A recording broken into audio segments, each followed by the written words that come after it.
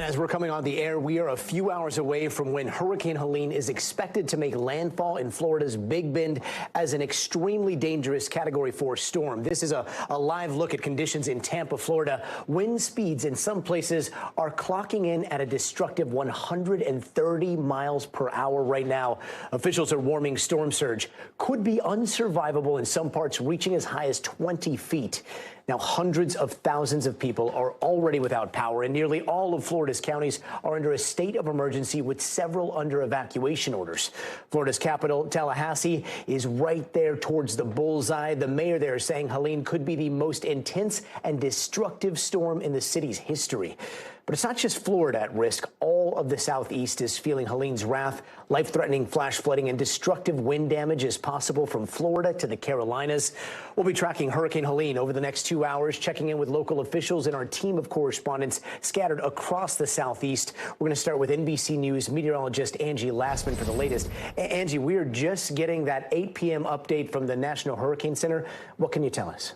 Hi there, Gadi. Yeah, not much of a change from that latest update, but still, that doesn't change the fact that this is a large, fast-moving, destructive Category 4 hurricane on its way to make landfall in the Big Bend area of Florida. We've got winds at 130 miles per hour. Right now, about 80 miles from the Big Bend area, specifically Cedar Key. We're still seeing that really quick pace, 23-mile-per-hour movement to the northeast. So we're kind of winding down the time that this is spending over those very warm waters. And really, at this point, the only thing that's going to slow down any intensification is going to be it interacting with the land. Here's what we've got right now as far as the current rain working into parts of Panama City. We've got some of that heavy rain. Tallahassee has been in and out of those really heavy rain bands, stretching down to Tampa, too. The good news about Tampa, you're going to start to see the rain wind down, but those strong kind of onshore winds on the backside of this system, they're going to continue to push some of that water up into that bay and, of course, along the west coast for this region here as we get through at least the next couple of hours, even up until landfall. Now, as far as landfall is concerned, this is the area that we're watching for. Cedar Key stretching down to East Point. Tallahassee will be in the potential for that. And you can see the timing right around 11 o'clock tonight. So again, we're getting close to that time frame for the Eastern time zone. At Perry, Tallahassee, this is kind of the spot that we're really going to watch for the worst of that center of that eye to work through. Remember, closer to the eye, that's where the most destructive winds are. So it really matters when we're talking about damaging winds, the closer you are to the center of it. Of course, if you're on the left side of that center, that means wind damage likely a little bit less. So the center of it is going to be really important. This system will, of course, weaken, but it'll take a little bit. We'll still be talking about likely a Category 2 here as we get into the overnight hours as it spent some time over land. Wind gusts have been pretty impressive, honestly. Even as far south as Miami, we've seen them upwards of 70 miles per hour. We've got Bradenton at 71 miles per hour. Perry already starting to see those winds picking up. And the storm surge has been such a big talker here as we've geared up to kind of forecast and prepare for this system. Here's what we're getting so far across the Big Bend area, 2.5 feet. That's above what your regular water level would be.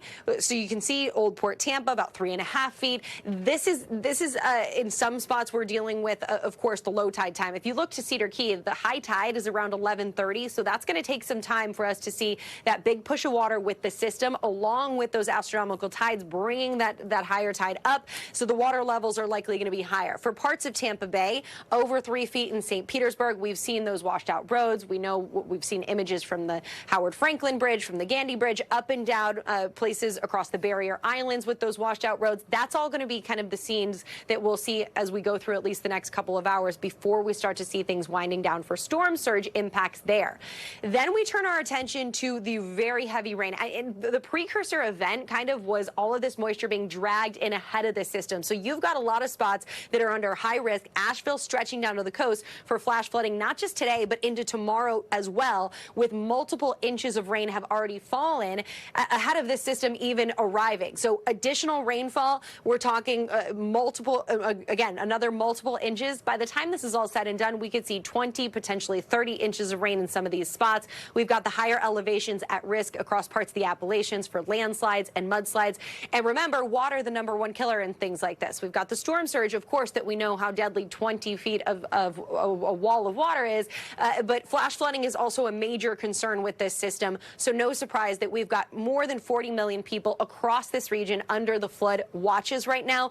And notice we've already got ongoing flash flooding happening in some of these spots. Again, well ahead of where the center of that system is, and it hasn't even made landfall. So we've got a bit of a time to deal with this. The winds, this is where we're really going to watch for exactly where the center of it comes on shore, because notice Tallahassee 90 to 110 miles per hour. That's if you're on really the eastern, the right side of that eye wall, and you go through the worst of those 120, 130 mile per hour winds. If you're on the left side of that, we could see a little less as far as storm damage from the winds, but even still, these are going to be impressive. We'll see that work across parts of Georgia here as we get through the overnight hours into tomorrow. So the power outages, to say the least, will be something that folks across this region are going to have to deal with. And of course, last but not least, we've been dealing with these tornado watches since early this morning. We've had multiple reports of tornado warnings across this region as well. And notice how late they go into. This will be something we see well into the evening hours. We know, Gadi, with some of that circulation coming on shore, it's not hard for us to see some of these spin-ups. The good news is we got past the warmest part of the day with all that convection kind of helping these form. But still, we're going to have to watch for this threat on top of all the others here as we get through the evening hours tonight. And we'll be checking back with you a lot this evening, Angie Lastman. Thanks so much. And now to go to the ground, let's go to NBC News Now anchor Tom Yamas, who joins us from Tallahassee to walk us through all of the chaos that tonight is going to bring. Tom, you're from Florida. You've seen so many hurricanes. You've seen this hurricane now ramping up for hours. What are conditions like right now in Tallahassee? Because we just heard that you've got 100-mile-per-hour winds that are headed your way. Yeah, you mentioned chaos, and it'll get there tonight, and that's what everyone is planning for. But right now, Gadi, you can take a live look out here. I mean, it is nothing. It is barely sprinkling at this hour. You try to forecast these storms. It is not a perfect science. We have teams in place, obviously, covering all the state. Right now, Tallahassee will be the story in an hour or two. We haven't felt those tropical storm wind gusts, even that just yet, but it is on the way and it is coming. It's a massive storm. We've seen what's going down in Tampa right now, massive flooding. I spoke to the mayor there. She was telling me the system seems to be holding up. Some of those aqua fences they put around the hospital are holding up. But the storm surge there, when you see the video, the storm surge there really is quite incredible. What they're concerned over here is the storm surge, but also those hurricane force winds you were mentioning. You have those live oak trees that are all around the city of Tallahassee. I just spoke with an FSU student who was sheltering in place. They feel comfortable. They say they feel safe there. There's about 700 students that are staying on campus, which is a small number when you consider there's about 40,000 students that attend Florida State University. I think about 10,000 attend Florida A&M. There are so many college students around Tallahassee. They make up about a quarter of the population here of 200,000. So you just wonder, people coming out, sometimes people like to have hurricane parties, which is never a good idea. But, you start drinking, you start having a good time. You come outside and you see this and you might say, oh, this is not going to be that bad. And then sure enough, an hour later, this hurricane hits. And what we've learned so far and what our meteorologists at NBC News have been telling us is that this is going to hit real fast. It's almost going to feel like a tornado. It's going to come in hard. It's going to hit between 10 and midnight. We're going to feel those winds, and then it's going to be out of here. But it's so massive, it's affecting all those other states right now. So listen, Gadi, I think right now it's still a big unknown. We're seeing some damage to the Big Bend and to the Tampa area with that storm surge. But the real force, the real teeth of Hurricane Helene, we still don't know just yet. And Tom, I know earlier you were reporting about power lines being fixed hours before landfall in some places. Ideal scenario is to get those fixed right now when things are relatively calm up north. But we continue to see outages popping up all across Florida. 383,000 customers are right now without power. How many could be facing a blackout in the middle of this potentially deadly storm? I saw one stat, I believe, that there's 11 million customers with power in Florida, at least from one of the power companies. So it could be pretty bad. That number is a big number, but it's not a terrible number just yet. We did see those line crews out, but I got to tell you, Gadi, from covering hurricanes and from living in Florida, I mean, no power line that is not underground can withstand those hurricane force winds. I mean, those towers will be brought down. Those wires will break. Trees will fall on top of them. And power will be out. And then those line crews, they actually come days in advance. They stay at the same hotels we do. They're ready to go. They're pre-positioned, as they say. So when it's safe to get out, and it's not going to be safe until sunup, they can go out there and they can start fixing those lines. This is the video we saw right here. And listen, you want to maintain power as long as you can, right? Because people are still trying to get out. This was around 10 a.m., just south of Tallahassee, right near the water. But look, the reinforcing power lines there, they want to make sure they can keep power on as long as they can. And as you see here, you can see the lights on behind me. Power still on here in Tallahassee. But even in places like South Florida, which is so far away from this massive storm, the tropical storm wind gusts hit down there and they knocked down some of the power lines there. So it just goes to show you how big this storm is. And Tom, when we're talking about those power outages, I mean, I'm so glad that you were bringing up the kind of anticlimactic nature of the lead up to when things get really bad. When you go outside and you're like, it's not too bad, it's not too bad. It's so gradual, right? And then all of a sudden it is terrifying and you realize that it's too late to leave and then the lights go out. Do you think that that's sunk in for a lot of people, especially in Tallahassee, where you've never seen a storm this strong there? Yeah, you know, people, they're used to storms here. Like you said, you're right. They haven't seen a storm this big since the 1840s. So obviously nobody that is alive right now has seen anything like this. But they have gotten glancing blows and they know what hurricanes are like. Everybody in Florida knows what hurricanes are like. But I mentioned those college students. You have incoming students, freshmen from all over the country, transfer students who have never seen anything like this. And obviously there's something exciting about a hurricane, but is obviously incredibly dangerous, something you don't want to play around with. Especially in conditions like we're going to see in an hour or two. So, yeah, you know, people are ready for it. They're hunkering down at this point, but it's unclear what's going to happen over the next couple of hours. And that really is the scary part. And Tom, like you said, we've got crews spread all throughout Florida. Your expertise in Florida is so incredible. So I'm hoping that you can help us guide through some of the different correspondents across Florida and what we're seeing there on the ground. I think Kathy Park, she may also be in Tallahassee right now. Tom, if it's okay, let's check in with her real fast. Yeah. And Kathy, can you tell us, paint us a picture of what you're seeing right now? Hey, Gadi, good evening. Similar to what Tom is seeing at this hour right now, we're kind of getting a little bit of a teaser, a preview of what's to come. At one point, the rain bands were really starting to come in. We were smacked about an hour or so ago, but now things have kind of pulled back, but we know things will really start to ramp up over the next several hours. But here in Tallahassee, the concern, of course, will be wind damage. 55% of the city is under tree canopy, so when you're talking about 100-mile-per-hour winds over this area for an extended period of time, officials are really concerned about downed trees, debris, power lines, and of course prolonged power outages. Earlier today, we had a chance to speak with some residents who didn't want to chance it. They decided to hunker down at an emergency shelter.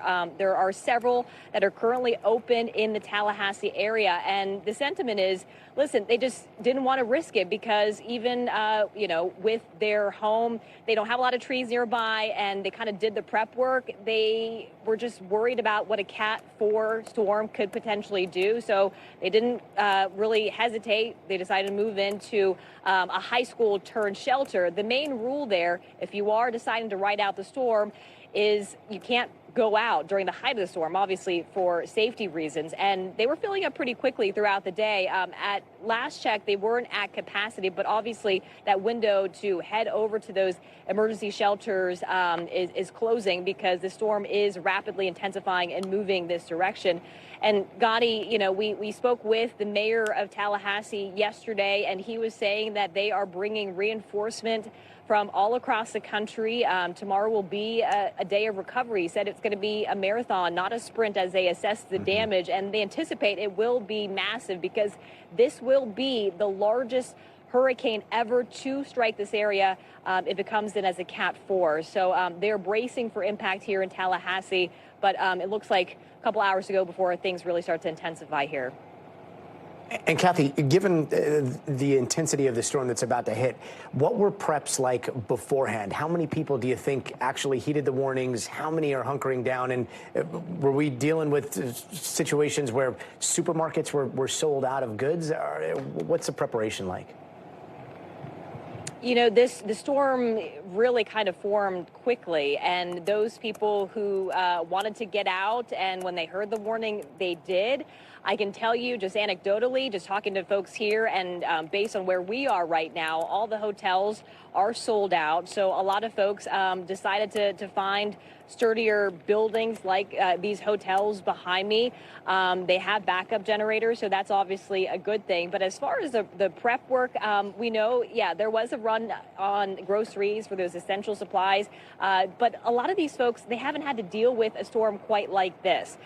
So that's the biggest concern here. And that's why, you know, when we talk to those folks at those emergency shelters, that's why they decided to leave their homes immediately and find a facility that they can hunker in place for an extended period of time. But yeah, they probably had 24, 48 hours to really kind of ramp up those essentials and have an evacuation plan in place. But a lot of folks also decided to get out of town. I heard someone decided to go to Jacksonville, just find relatives who were away from the path of the storm. And Kathy, for those watching, if power goes out and if water starts to get into people's homes, what should they do? The best piece of advice is to find higher ground immediately. And the thing is, emergency responders have been saying this throughout the evening. They are not going to go out during the height of the storm. They don't want to put themselves in danger. So, you know, you're kind of on your own. So that's something to keep in mind as well. I got a letter at our hotel saying, stay away from windows, you know, go to the bathroom. If you have a basement, go there. Tom mentioned there are lots of college campuses in this area, and students are also being urged to do the same thing. So stay away from those windows and seek higher ground if you do have incoming water. Kathy Park, thank you. And Tom, let's check back in with your part of Tallahassee. I believe Jesse Kirsch is also standing by there. Yeah, Gadi. Jesse's just south of us in Perry, Florida tonight. So, Jesse, you're south of us. We really haven't felt anything just yet, not even tropical storm force winds. That's coming later. Have you felt anything, or you guys seen anything down in Perry? Yeah, Tom and Gadi, I'd say right now we're starting to get some of those stronger gusts isolated at this point, but I'm clocking them in as high as 24 miles per hour or so. So the winds are definitely starting to pick up here. No heavy rain yet. I think more than anything, we're feeling a light rain being pushed around by these wind gusts, which are starting to increase in speed. We're not seeing very many cars, if any at all, out on the roads anymore, which is great news. Officials here have asked people to evacuate. They've issued what they call a mandatory evacuation order, but at the same time, the sheriff in this county tells me they cannot force people to leave. And the estimate this afternoon was around 10,000 people in this county had stayed, including potentially around 200 people in the coastal low-lying areas where that storm surge could be up to 20 feet. And that is not good news, and it makes me wonder what we're going to be talking about tomorrow. And what I can tell you is, Kathy just alluding to the fact that this storm is going to be potentially the worst of this kind of a hurricane on this area, in this area of Florida in history in modern times. What we're talking about is a population that has seen hurricanes repeatedly in recent months. We had Idalia last year, then we had Debbie over the summer. This is going to be the third one in this area in just over a year's span. But this one is different. It is substantially stronger.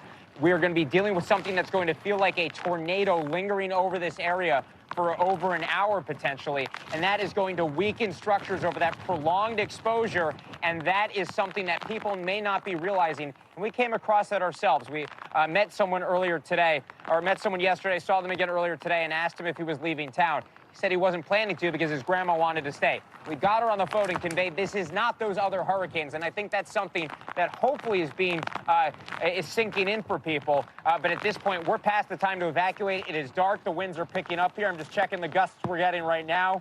You know, again, these are isolated gusts. I'm getting around 50 miles per hour right now, as high as 24. I've clocked that in, and we're just expecting things to get worse here over the next couple hours, guys.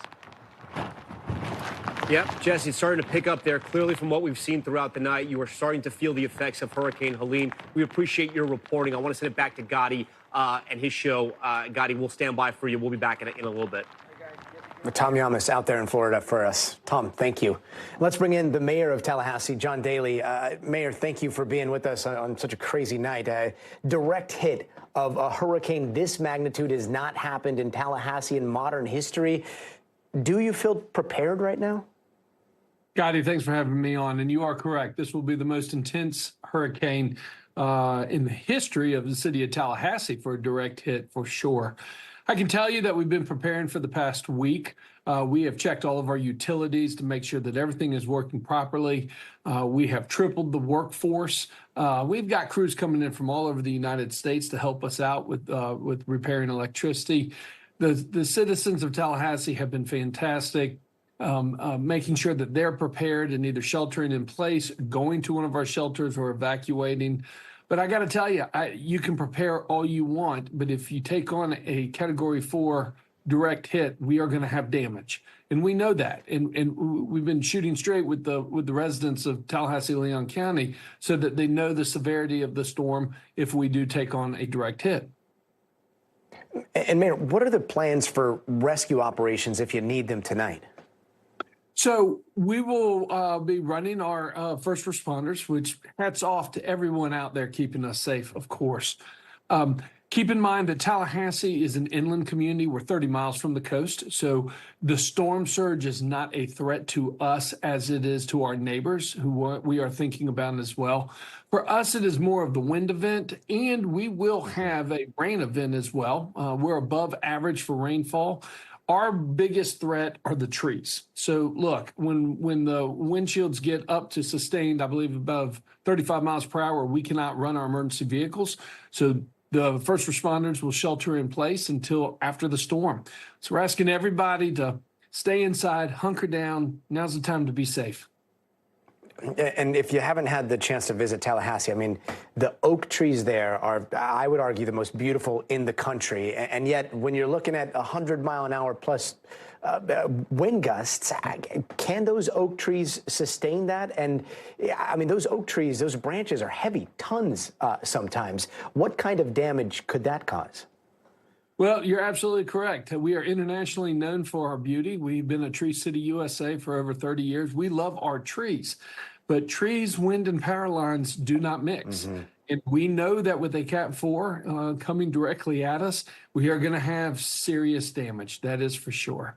So we're prepared. We'll wait and see what Mother Nature brings us, and we'll go from there. I'll close by saying, we've got a saying here in Tallahassee, we're Tallahassee strong. And no matter what happens, we're going to come together as a community. I remind everyone it's going to be a marathon, not a sprint for recovery, but we're going to make it. Mayor, thanks so much. And one more question, if I may. I know a lot of parents of some college students are watching with their college students hunkered down and are terrified right now of what their kids are about to go through. A lot of students not able to get out. How is the city supporting that?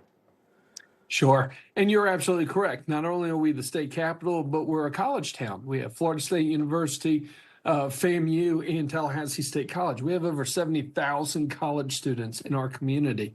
Now, working in conjunction with both universities and the state college, on Wednesday, when they decided to make the announcement to shut down their campuses, I think the universities and state colleges did a great job encouraging the students to go home and evacuate. Many of them took that seriously and did leave. I can tell you that the universities have also opened up shelters for the students themselves as well in the basketball arenas to make sure that the students are taken care of. But yeah, I want those parents to know that we have a major Cat 4 heading our way, but the Tallahassee community cares about our collegiate community, and we're going to do everything we can to keep them safe. Mayor, our thoughts and prayers are with you guys tonight. Fingers crossed that damage is not as bad as people are expecting. Mayor, thank you. Thank you. And let's check in a little bit north. We've got NBC News correspondent Priya Sridhar, who's in Atlanta, Georgia, where the storm is expected to hit next after Florida. And Priya, people are going to be watching this. They're going to be like, wait, you're in Georgia. It is raining. We just saw Tallahassee, which is north of you. It is not raining. That's not even the hurricane, right? What are you seeing on the ground right now? Yeah, you're absolutely right, Gadi. This is actually a completely unrelated weather system from what we're expecting from Hurricane Helene, which is going to hit us probably after midnight into the early morning hours on Friday. But it's actually been raining here in Atlanta for about 24 hours. So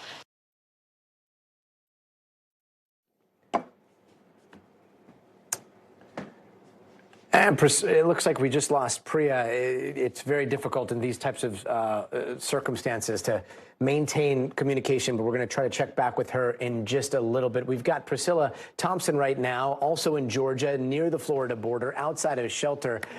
Priscilla, can you paint us a picture of the scene that you're seeing out there? Are people using that shelter behind you?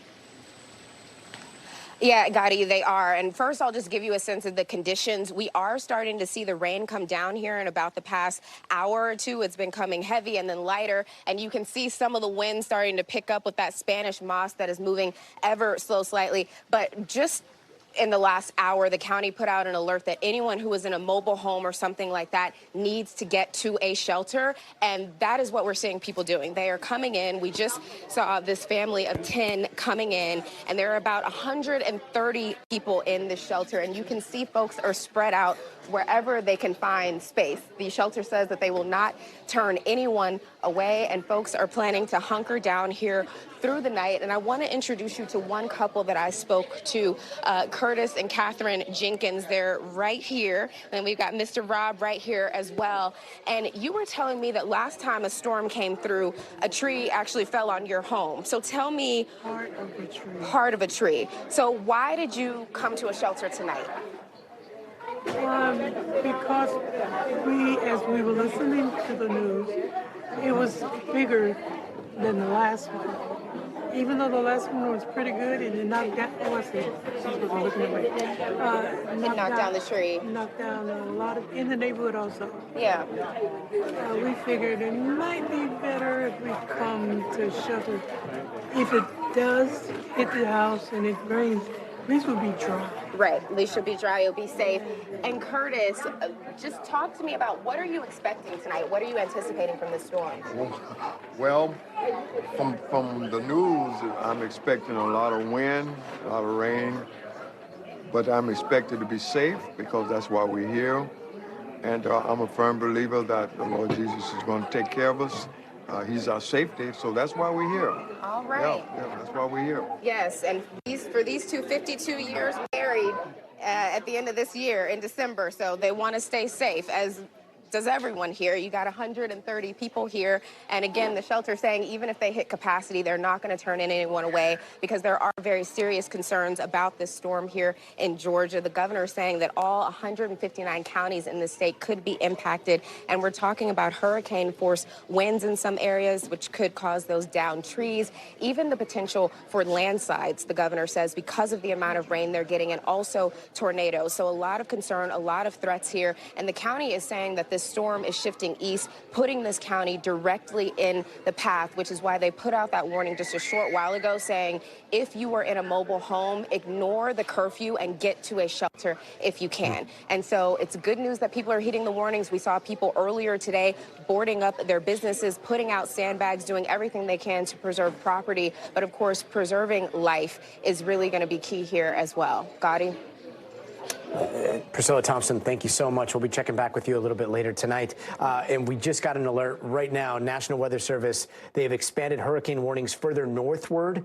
In addition to tropical force winds, few locations as far as the Atlanta metro area and high terrain in the northeast Georgia mountain could see hurricane force winds. That is Georgia. That's not Florida there. So I believe we still have Priya Sridhar. We've reestablished communication with her, who is in Georgia right now. Priya, you were just telling us about this system that you're experiencing right now and the system that's about to hit you. Go ahead. Yeah, absolutely, Gadi. Well, what I was saying before is that it's been for about 24 hours. So when Helene's impact hits us, which is expected to happen late tonight into the early morning hours on Friday, that's just going to make matters worse because the ground is already extremely saturated and we're already seeing points of flash flooding around the city. You might be able to hear emergency sirens behind me right now, and that's because a lot of people, as you can see, are still driving on these roads. We're on a road that is already experiencing a little bit of flooding. The mayor of Atlanta, Andre Dickens, has stood up a joint emergency operations center, and they're monitoring areas of the city just like this one that are very susceptible to flooding. But in addition to that, as Priscilla mentioned, we're also watching those really strong hurricane force winds. 60-mile-per-hour winds are expected to come here to Atlanta. And just as the mayor of Tallahassee was pointing out, we also have lots of very tall trees here in Atlanta. So they're warning people here that you might have sustained power outages. Now, Governor Kemp did say that he's mobilized 10,000 linemen from Georgia Power. He spoke with the CEO of Georgia Power, and they're on standby, ready to respond to all of the power outages that are expected to happen. But they're not going to be able to address any of that, Gadi, until the weather actually stops. And that's why they're urging people to get your homes ready, have candles, flashlights, water, whatever you need in case your power goes out for potentially days. Priya Sridhar with some really good advice there. Priya, thank you. And we are closely following Hurricane Helene tonight. This monster storm expected to make landfall in Florida's Big Bend as a Category 4, leaving hundreds of thousands without power at this hour, about 500,000 people so far. And officials are preparing for the worst as the storm threatens to bring life-threatening storm surge up to 20 feet in some parts. There's flash flooding, catastrophic winds, even tornadoes. If we can, you could see just the force of these waves earlier in Tampa Bay, crashing into cars that were crossing on a bridge. Now, this comes just one day after Helene lashed parts of the Caribbean, leaving destructive flooding in parts of Mexico, Cuba. Now emergency declarations are stretching all across the southeast as Helene's impacts could still be catastrophic even as it weakens a little bit and moves inland. Let's check in with NBC News meteorologist Angie Lastman. Angie, what are the impacts that we're already starting to see as we get into this window for potential landfall in the next couple hours? Yeah, hey there, Gadi. The impacts are the fact that we're already seeing strong winds, even as far south as Miami. We've been seeing those tropical storm force winds since earlier today. We've, of course, got the rain that has been impactful, and even out ahead of the system, that rain has already caused flooding across much of the southeast, and there's way more to come as we get through the next 24 hours, essentially. I want you to look at kind of the structure of this system right now.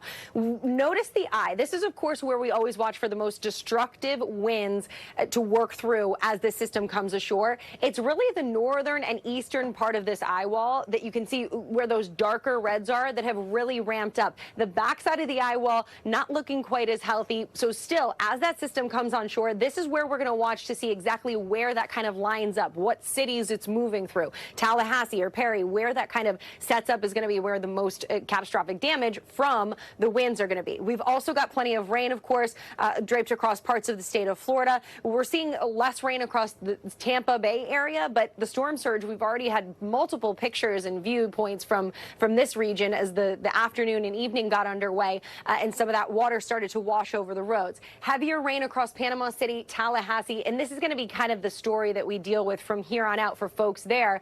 The good news is it's a fast-moving system. We've been talking about how impactful that's going to be. So folks across Florida, you're going to see that kind of out of the picture here as we get into the evening and overnight hours, and we'll see some improvements as far as rain and the winds go, but then that's going to be Georgia's problem. Now, when we look at kind of those spaghetti models, it's all tight clustered, right? But we've got St. Mark's to Perry. That's where we're kind of watching the center line of this. And again, on the eastern side, on the right side of that eye wall is where the worst of the winds are. So places like Perry, you could really be in for it. We'll be talking about maybe Monticello, Valdosta as we get down the line. If Tallahassee stays on the left side of this, on the western side of that eye wall, could be a little better for what we've expected as far as wind damage, but still impactful nonetheless across this region. Timing has not changed. Still looking at about 11 p.m., so we're kind of winding down time, which honestly, if this thing were to spend any more time over those really warm waters with plenty of moisture to tap into, I wouldn't be surprised if we would be talking about a Category 5. The only thing that's really going to kind of hamper this intensification process is going to be that interaction with land, which we're already seeing as parts of the outer structure of this system comes on shore. Of course, we'll watch it into tomorrow. We know the rainfall is going to be nothing to laugh at. We've already seen impacts when it comes to that across the region. There's the latest stats as of 8 p.m. 130-mile-per-hour winds. Just a monster of a storm. Category 4. I mean, major damage expected, and of course that storm surge. But here's some of those hurricane peak gusts that we've seen in some spots. We've got Bradenton at 71 miles per hour. Perry just starting to see those things ramping up as far as wind gusts are concerned. So the downed trees, the downed power lines, that's all going to start to come. We we likely see power outages about 50 miles per hour or higher. So across that area, the power likely going to be out potentially in some of these spots for days, if not weeks.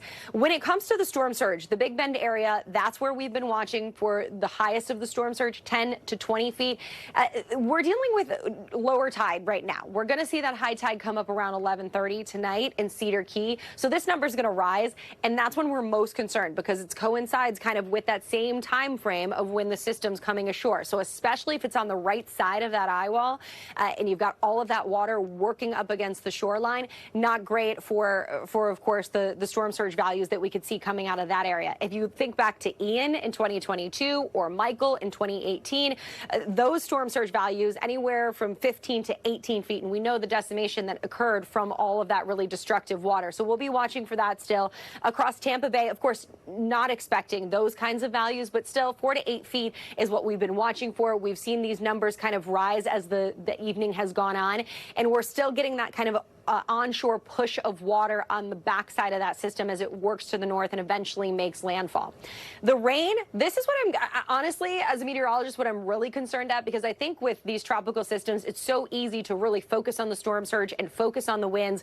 But the rainfall is going to be one of those things that unfortunately could be fatal in much of this region. We've got Asheville, Atlanta, stretching down to the Gulf Coast of Florida under this high risk for flash flooding, Gadi. This is going to be something that we could see upwards of 20 inches of rain by the time this is all said and done. Landslides, mudslides across Appalachia is going to be a big deal as we get into not just the rest of the day today, but of course into tomorrow. Angie Lastman, thank you, and we'll be checking back with you a little bit more tonight. Of course. Let's turn now to NBC News correspondent Jay Gray, live from Tallahassee. Jay, the mayor said Helene could be the strongest hurricane in recorded history to ever hit there. What's the latest? What are you seeing? Gadi, unfortunately, I think he may be onto something here. What we're seeing right now is a more steady rain, the wind starting to shift and settle in a bit here, and it's only going to go downhill over the next several hours. We're right in the path of what, as Angie did such a great job of describing, a monster storm here. I mean, we're a bit inland. We're still going to see 120-mile-an-hour winds. They've never seen that in this area or anything close to that. In fact, the strongest gust we've seen, and Chris, we talked about this earlier, 89 miles an hour, 84 miles an hour, strongest gust they've had here in Tallahassee. So we're going to well surpass that. We're going to see strong rains here. And this, Gadi, as you know, is a city that's really covered in trees. About 55% of the city has some type of tree canopy. Many of those oaks, old, hundreds of years old, those are not going to be able to withstand that wind. And so we'll likely see them come down, bringing power lines down with them. Already in Florida, 380,000 without power. Remember, this storm hasn't officially made landfall yet. And Jay, Leon County, they've got a voluntary evacuation order. From your perspective, did most people evacuate there? Yeah. You know, I think if there's any good news, we have seen a lot of people evacuate, and that's across the state, and Leon County included there. They took this very seriously. It whipped up pretty quickly, right? And then it accelerated really quickly. They got their plans in place, and a lot of people moved out. I was out and about in Tallahassee today just a little bit. It's empty. There was no one out, so that's great news. Now, obviously, there's some people who are going to stick behind and ride this thing out. But yeah, I do think that a lot of people moved to higher ground, went and stayed with relatives or friends outside the strike zone. So that's good news. And are there concerns about flooding in the city proper? I mean, does it sit a little bit lower, or drainage pretty taken care of there? Yeah, no, absolutely. I think flash flooding is a very big concern here in Tallahassee, Gadi, and especially when you get, if these trees start to fall down and pile upon one another, it's going to block the roadways, and it's going to block the water from being able to leave the way it normally does. So they expect to see, talking to city officials here, water in places it's probably never been before. And I think one thing that you can't overstate, again, when we talk about those trees, is that getting into the hardest hit areas is going to, in a lot of places, according to the first responders here, take cutting your way in, clearing away that debris. And so they're saying that in some of those areas, we're not talking about days, we're talking about weeks before they can restore power, before they can get in and check things out and see exactly what Helene left behind. So, yeah, it doesn't look good for this city. Again, a bit inland, but right in the path of this storm. And just to add on to that, the magnitude, the intensity of this storm, and I'm sure you guys have talked about it, Gadi, but this could be a Category 2 pushing well inland and into Georgia, so crossing the state line. It's just an amazing storm. Yeah, a Category 2 as it passes overland into another state. It is pretty remarkable. Now, south of you, south of Tallahassee, going towards the coast, what is that like? Is it a populated area? Is it mostly, I mean, it looks like it's a wildlife management area. So does that look pretty remote? Yeah. Yeah, it is pretty remote, and there are pockets where there are communities and things like that. But for the most part, that Big Bend area that we're talking about, that area where this storm is going to make landfall, it appears, is not very populated. Great, right? I mean, you don't have as many people to worry about there. I heard today earlier from an official down in that area, and it was kind of ominous. And what he basically said was most of the people had left. That's great news. What they are now advising people who decided, no, I'm going to ride this thing out as we start to get another gust here, Gadi, is that he wants them to write their identities, write their information, either on their arms or legs so they can be identified. When you think about someone telling someone in that area that, that gives you another idea of how intense this is and how concerned officials who, by the way, have seen a lot of storms are about this one. It's different. Yeah, I saw that post, and it was, you know, politely asking people to write with a Sharpie or a permanent marker their name and their identifying information on their arm, specifically for this possibility that they may die and they may have to be identified. That seemed very much like a warning as well, right? Do you think that that had an impression on the people that saw that Facebook post and saw that message? I think you're absolutely right about it being a warning. And how could it not, right? And how do you say, okay, well, come over here. I'm going to write your name and your info on your arm for you. Do that for me. No, it had to get the attention of a lot of people there. And so hopefully it worked. Hopefully it was something that finally triggered somebody to say, hey, why are we taking this chance? And when I've talked to people who are either gassing up or getting supplies or doing the things they need to do before leaving, they've said the same thing. Remember, this is an area over the last 13 months, Gadi, that has seen 2 hurricanes already and nothing like what they're about to experience. Hurricane fatigue is here. There's a lot of frustration because it continues to be an on-ramp for these storms into Florida. And so, yeah, I think a lot of people looked at it and said, I'm going to throw my hands up on this one. I'm going to get out of the way. Hopefully, I mean, you would hope that's the case. Yeah, we've seen some people in the shelters talking about that exact thing today.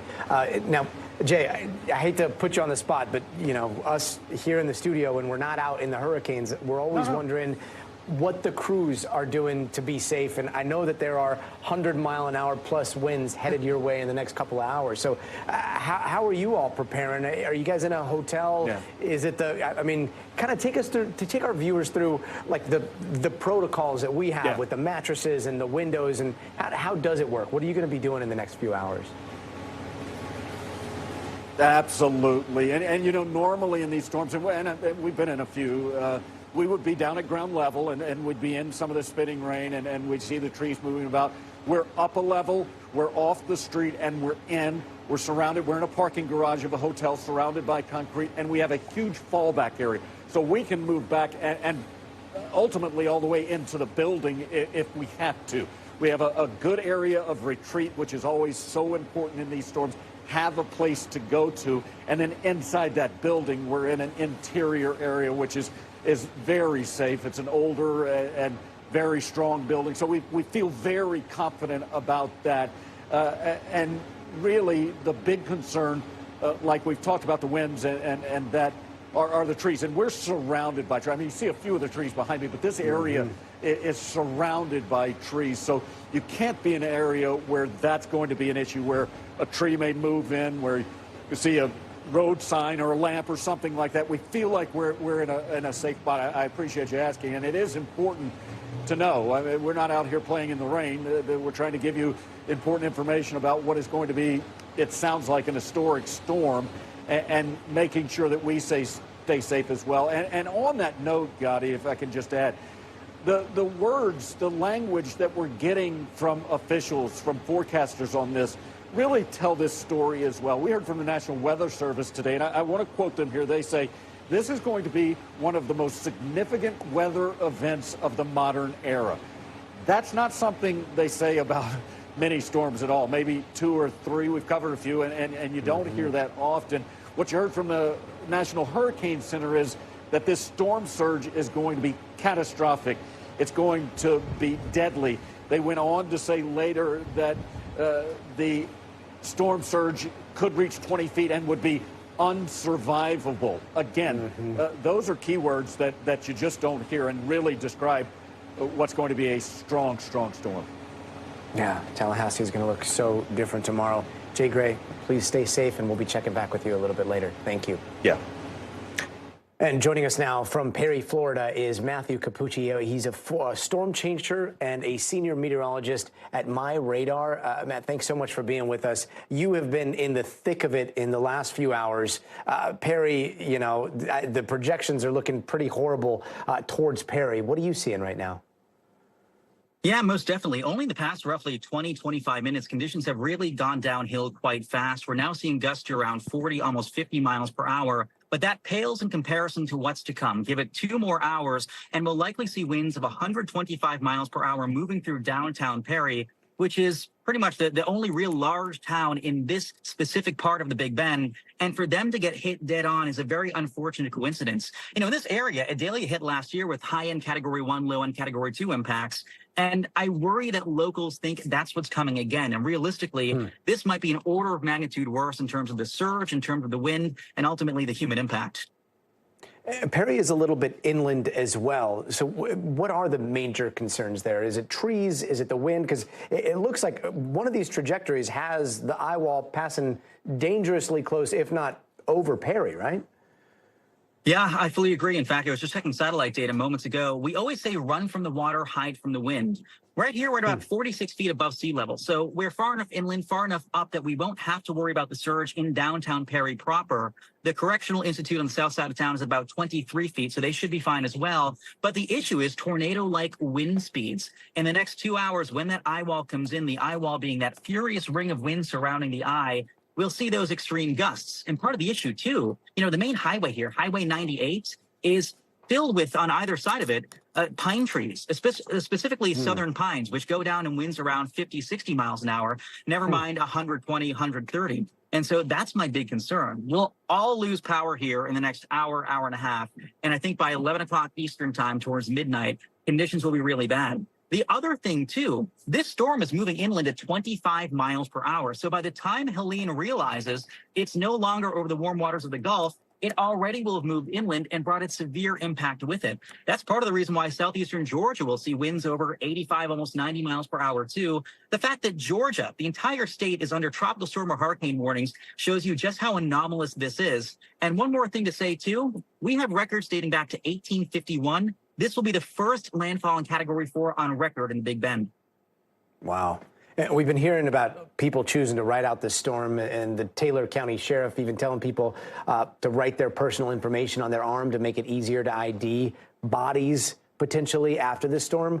We were just talking about it with Jay Gray, but do you think warnings like that are conveying the danger here?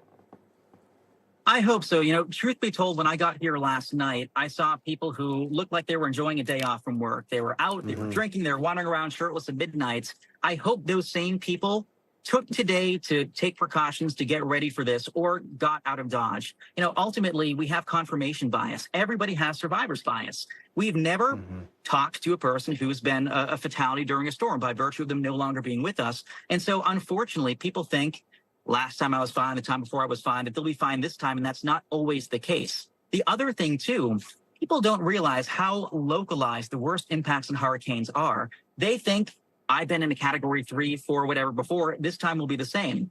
That's not the case. You might have been in the outer rain band last time. You might have been on the left eye wall. You might have been nowhere near the center. And so this time, if you're in that inner ring of winds, which is coming into Perry and areas along Highway 98 off the west as well, unfortunately, it's going to be something unlike most folks here have experienced in their lifetimes. And when we're talking about the wall, the eye wall, how dangerous are those winds? I mean, can we compare it to like a monster tornado?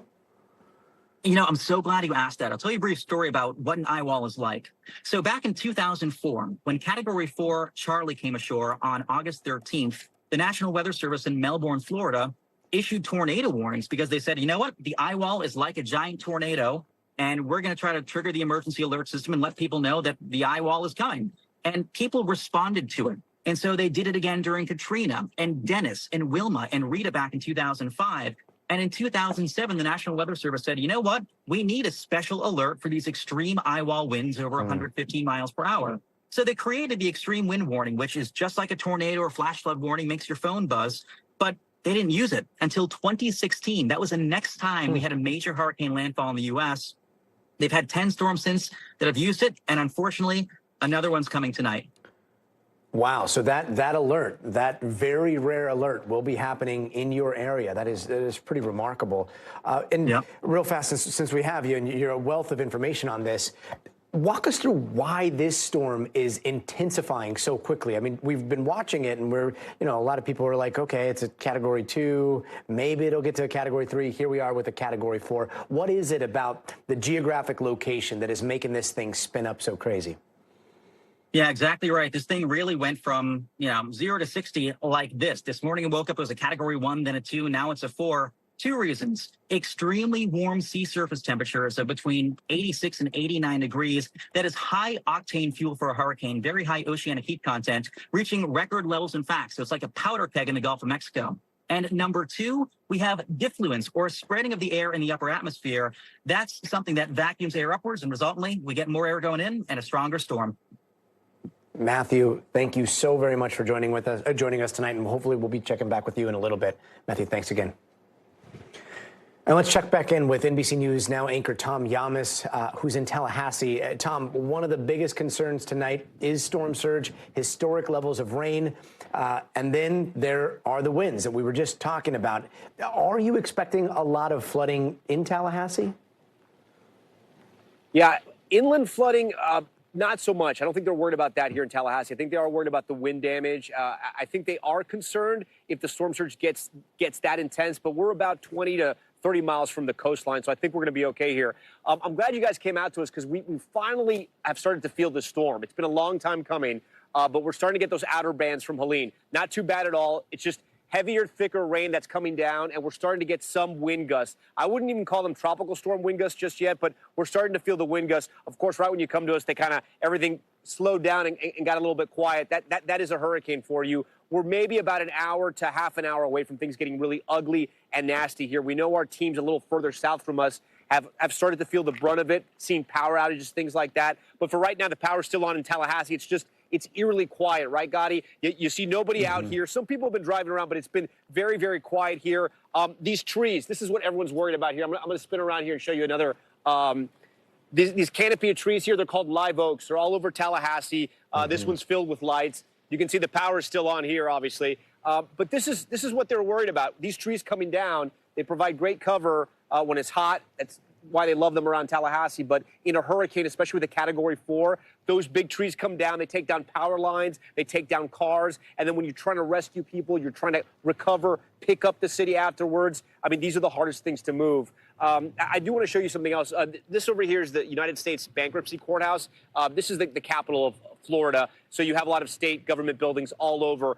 There were some people that were actually, unfortunately, staying outside, people who were homeless. And I think at some point, police came by through here and they said it's just going to be way too dangerous tonight to stay out here during a Category 4 hurricane. So again, things quiet here in Tallahassee. We're hearing some cars come and go, people coming out to kind of see what's going on.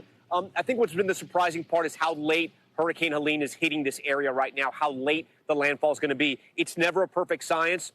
The meteorologists have done an incredible job in sort of tracking this and showing how big and letting people know how dangerous this is.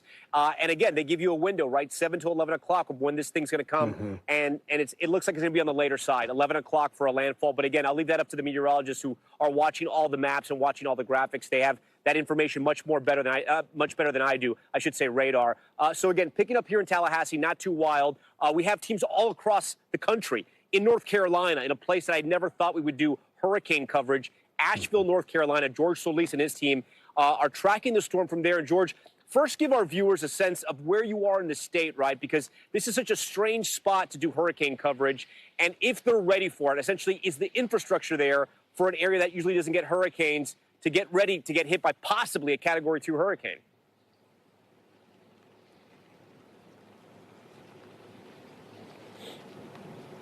Close to the historic Biltmore Estates. Again, not an area that really deals with hurricanes. Sure, they get some flooding here and there, but on that note, just the rain that we're seeing right now that is not Helene related is already at the historic levels of the 1,000-year flood. So you can imagine as Helene makes its way from Georgia as a potential Category 2 storm, its remnants tearing up this part of the state, adding more moisture, adding more winds.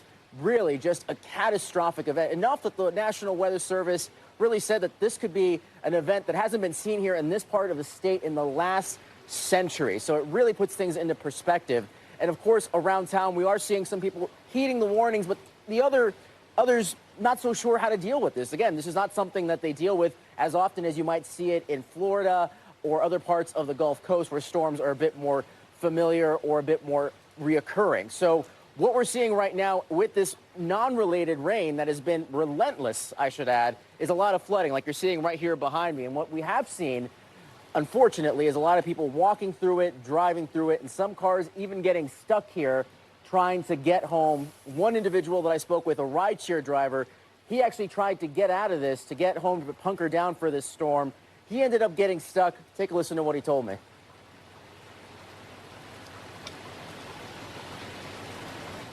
Uber stickers there. Is this your livelihood here? It is. Yeah. I live in Uber for a living. No, I'll have to figure it out with the insurance company. It's going to be rough for the next couple of weeks.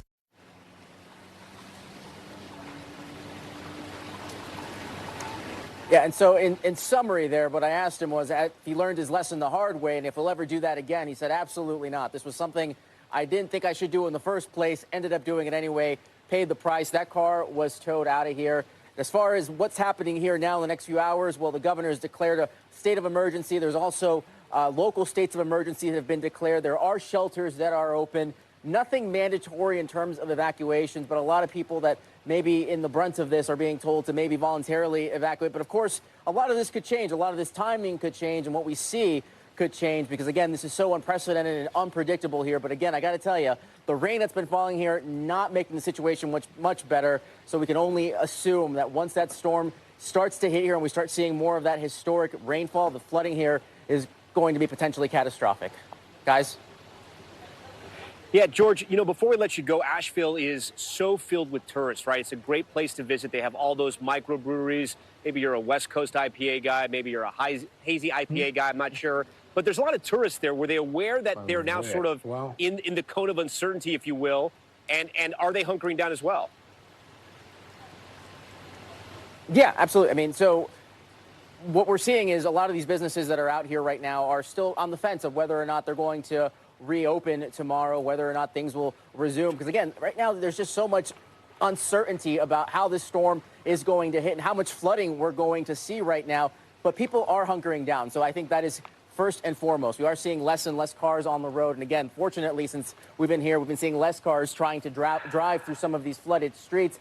There are a number of road closures out here. We expect more of those to continue as this storm hits. But again, good news to report. At least some people seem to be heeding this warning very seriously to take this storm seriously, Tom. All right, George Solis for us tonight. George, we thank you and your team for that. Gadi, I'm going to send it back to you. I know we're going to take a quick break. Again, the situation's starting to get, you know, a little ugly here in Tallahassee. Not quite at hurricane conditions just yet, but the things is definitely changing and it's turning for the worse. Gadi, back to you. Tom, and thank you so much for that shot behind you of the trees there. It is haunting to think that this may be possibly one of the last times we see a lot of those trees, the defining characteristic, in my opinion, of Tallahassee. One of the most beautiful things there. You've got those trees behind you with the lights. You've got this eerie calm before a catastrophic storm that's headed your way. Thanks so much for that reminder, Tom. And we're going to take a quick break, and we'll be right back at the top of the hour with the very latest on Hurricane Helene. And tonight, we've got continuing coverage as we are a couple hours away from when Hurricane Helene is expected to make landfall in Florida's Big Bend as a dangerous, potentially catastrophic Category 4. This is a live look right here at the conditions in Tampa, Florida, where storm surge is moving in. Wind speeds are clocking in at a destructive 130 miles per hour right now. Officials are warning this surge could be unsurvivable in some parts, reaching as high as 20 feet. At this hour, more than 500,000 people are without power and counting, and nearly all of Florida's counties are under a state of emergency, with several under evacuation orders. Florida's capital, Tallahassee, could be right in the bullseye. The mayor there saying Helene could be the most intense and most destructive storm in the city's history. But it's not just Florida at risk. All of the southeast is feeling Helene's wrath. Life-threatening flash flooding and destructive wind damage is possible from Florida all the way up to the Carolinas. We'll be tracking Hurricane Helene over the next hour, checking in with local officials and our team of correspondents scattered across the southeast. NBC News meteorologist Angie Lassman joins me now. Angie, this is the window for some of the worst conditions. We are now seeing it open up. What are you tracking? You're exactly right, Gadi. Like, as we get closer to 11 o'clock, that's when we're expecting landfall. But things are deteriorating quite quickly, especially as that eye gets closer to land and we see it start to interact with wherever it comes ashore. It's still a Category 4. One note that we got at the top of the hour, winds up just a tick. We're now at 140 miles per hour, and we're moving just a smidge faster, 24 miles per hour. Still, it's a fast-moving, massive storm system that's working its way into the Florida coastline. We've got about 65 miles between the center of that and Cedar Key right now. You can see it is not far off. So again, probably 2 hours from now, we'll be talking about a landfall, maybe a little earlier than that. But honestly, it looks like the closer we get to 11 is where we're going to be talking about this system moving on shore. And then it just works its way up into parts of the southeast. It'll still, because it's such a fast mover, maintain some of these tropical characteristics. So it'll still be a Category 2 as we get into the overnight hours, likely becoming a Category 1 and continuing to weaken here as it gets into northern Georgia. But they've got hurricane warnings in parts of northern Georgia right now. That's a new update from a little while ago. So it tells you how expansive these impacts are going to be, and they already have been just that. Here's what we've got right now. Notice how active it is right in that northern and eastern eyewall. We've got plenty of thunderstorm activity. That is the most destructive aspect of a hurricane, and that's where we're most concerned about where it comes on shore and what kind of damage we see from that. Otherwise, plenty of rain across northern Florida. We've got that spread across parts of the Panhandle from Panama City to Gainesville. And even down south, we're starting to see kind of the rain wrapping up for Tampa and Sarasota. I wouldn't be surprised if you get a couple more of these bands working in. But for folks there, it's the storm surge that we're watching for right now and through the evening hours. And then we'll start to see things slowly kind of calming down for them here as we get into the day tomorrow, of course. But along the Big Bend area, it's really impressive. Honestly, a Category 4 hurricane has not been seen making landfall in the modern day history. I mean, that's something to say the least across this region in the Big Bend area. We, of course, had Michael that was in the Panhandle. We've had plenty of them up and down the coastlines of Florida, but just not the Big Bend for a Category 4. And the concave kind of nature of this coastline makes it so vulnerable, and how low-lying it is, and not to mention, right offshore, there is a very shallow shelf. So that means a couple of things. We've got nowhere for all the water to go, so it just gets shoved up on land. And that means, of course, the storm surge is all that much worse. And by the way, wherever that eye comes on shore, right to the right of that is going to be where we see the most aggressive storm surge and where we, of course, see those most destructive winds. Speaking of the winds, here's what we've got so far. Tampa, wind gusts currently coming in about 66 miles per hour. You've got places like Perry, Apalachicola in the 30 to 45 mile per hour range, so inching either past tropical storm strength or higher. And those are going to come up here, of course, as this system inches closer over the next 2 hours. We'll see things kind of winding down as far as strong winds across the Tampa Bay area and parts of the western coast of Florida here as the night goes on. But the damage is really going to be on that eastern side, on the right side of the center of that storm system.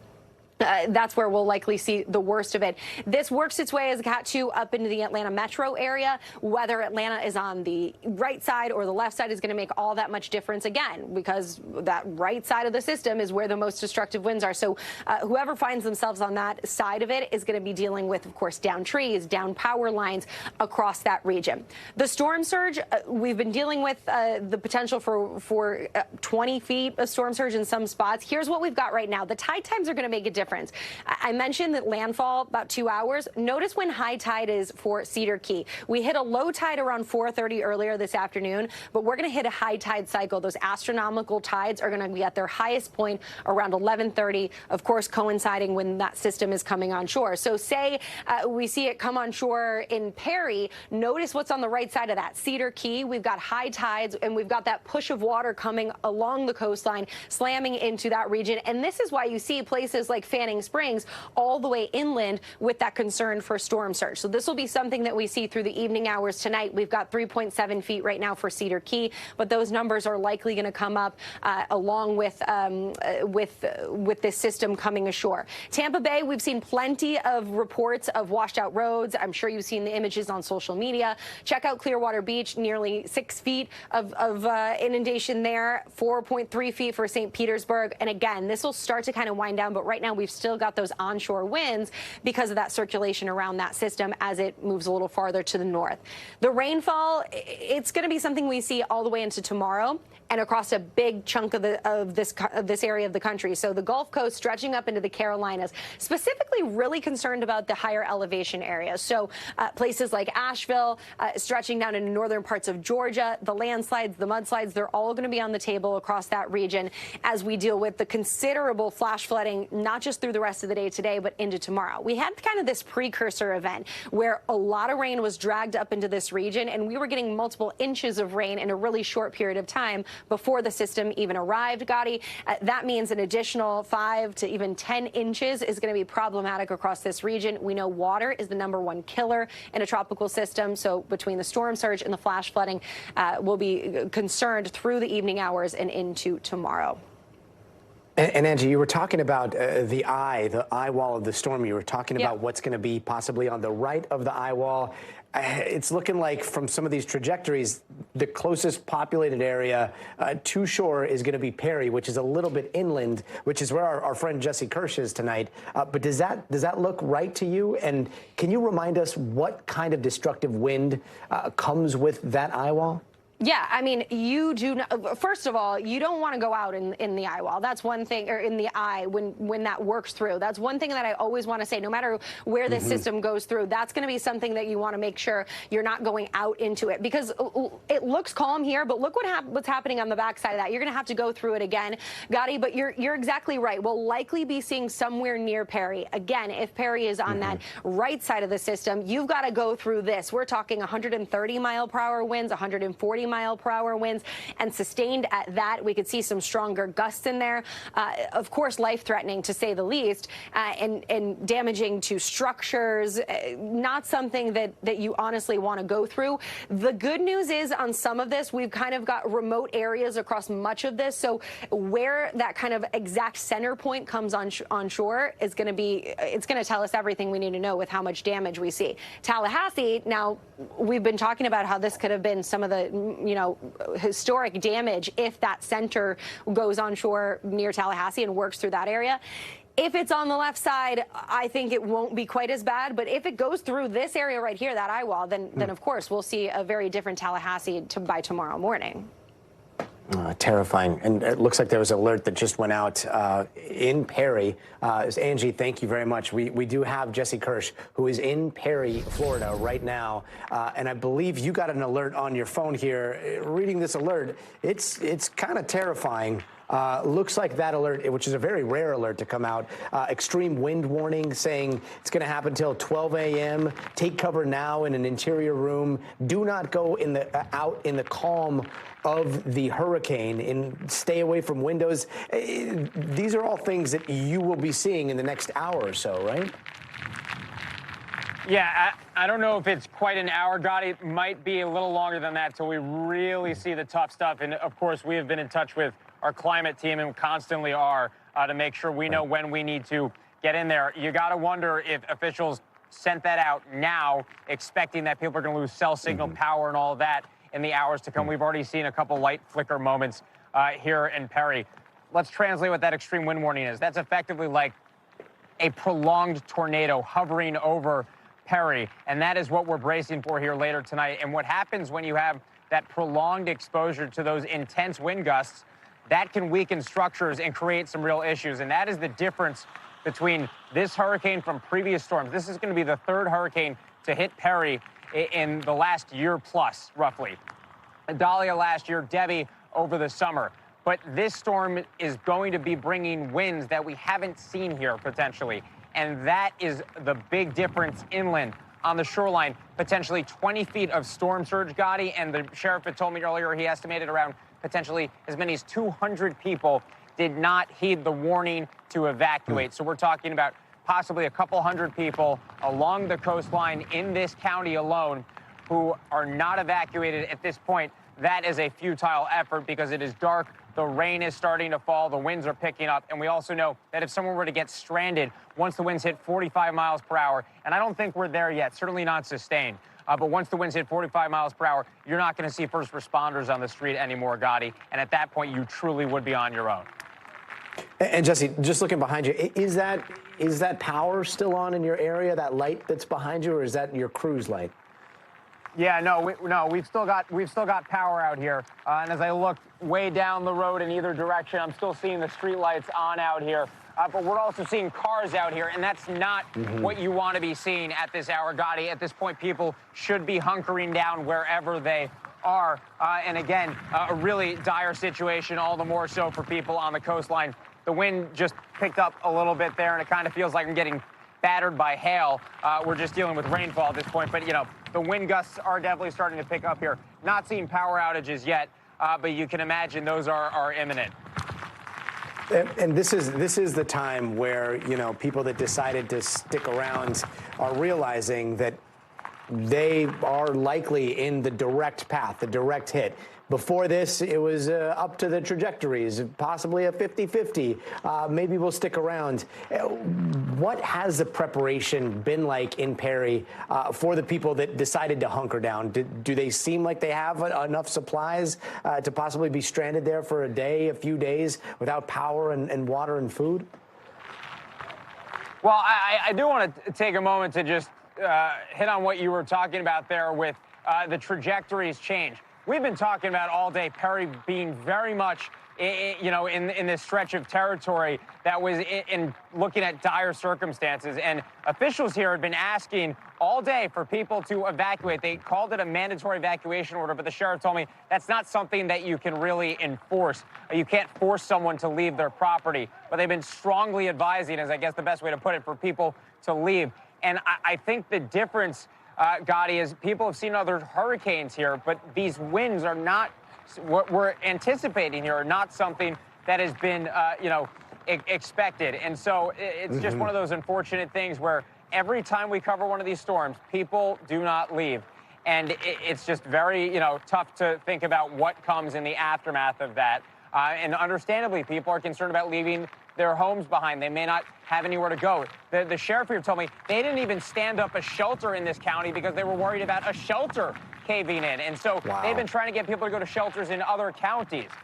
That is the situation we're dealing with in this county. And that was a conversation I had with him this afternoon, hours ago. So, unfortunately, people are skeptical of that sometimes, as you can imagine. Go to your question about having supplies. I can tell you throughout the region, I went to make one last stop at a Walmart today, and they were already shuttered, even though it said online they were open.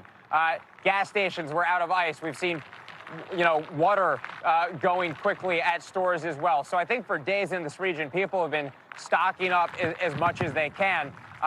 But there's only so much you can stock up for if there's the potential for, weeks of power outages, which I know our colleagues have been talking about as being a potential, with what the weather is looking like here. I was checking on the wind speed. Still not getting anything too high, even though I'm feeling the rain pelting us in a way that we haven't yet. I can't tell how much of that is heavier, rain, heavier winds, a combination of the two.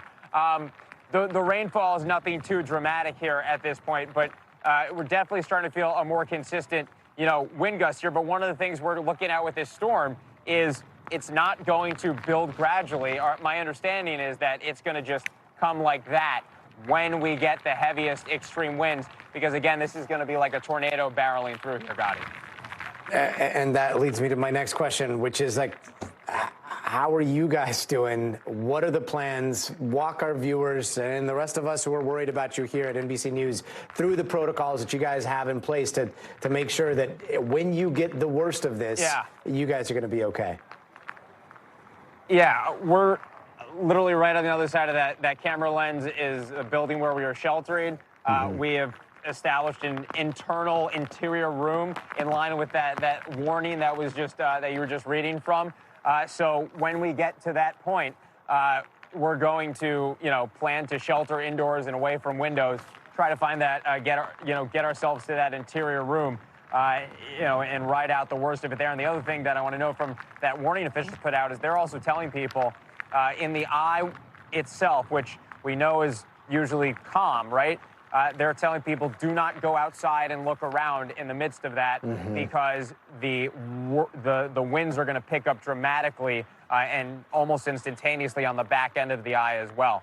And one other thing to note, if you look at the track, and I don't know if you have a map on screen right now, but I know you were just talking to Angie and you probably have one handy. If you look at the track, we're going to be, in the direct path, it seems, but also to the right. It's skewing to the left of us. It's making its way toward the left of us. That puts us on the right side of the storm, and that is where you traditionally see the worst damage from the rain and from the wind. So we are in about as bad a spot, it seems, potentially, as could be in terms of the impact that we're going to be feeling from Helene. Yeah, the strong side of the eye barreling straight towards you. Jesse Kirsch, our thoughts are with you tonight. I know that you have all the safety protocols in place, but man, we are worried about you. So please stay safe, and we'll be checking back with you as soon as we can. Thanks, Gadi. Well, let's bring back NBC's Jay Gray. He's in Tallahassee. Jay, what's been going on up there? How has the hurricane changed since we last spoke? Are things still relatively mellow as we wait for the hurricane to make its way towards you?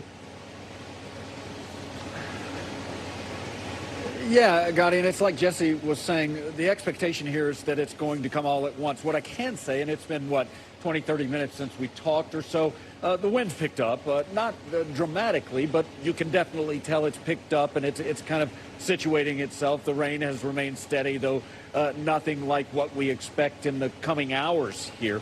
We're definitely in that small period of hey, it's starting to proceed.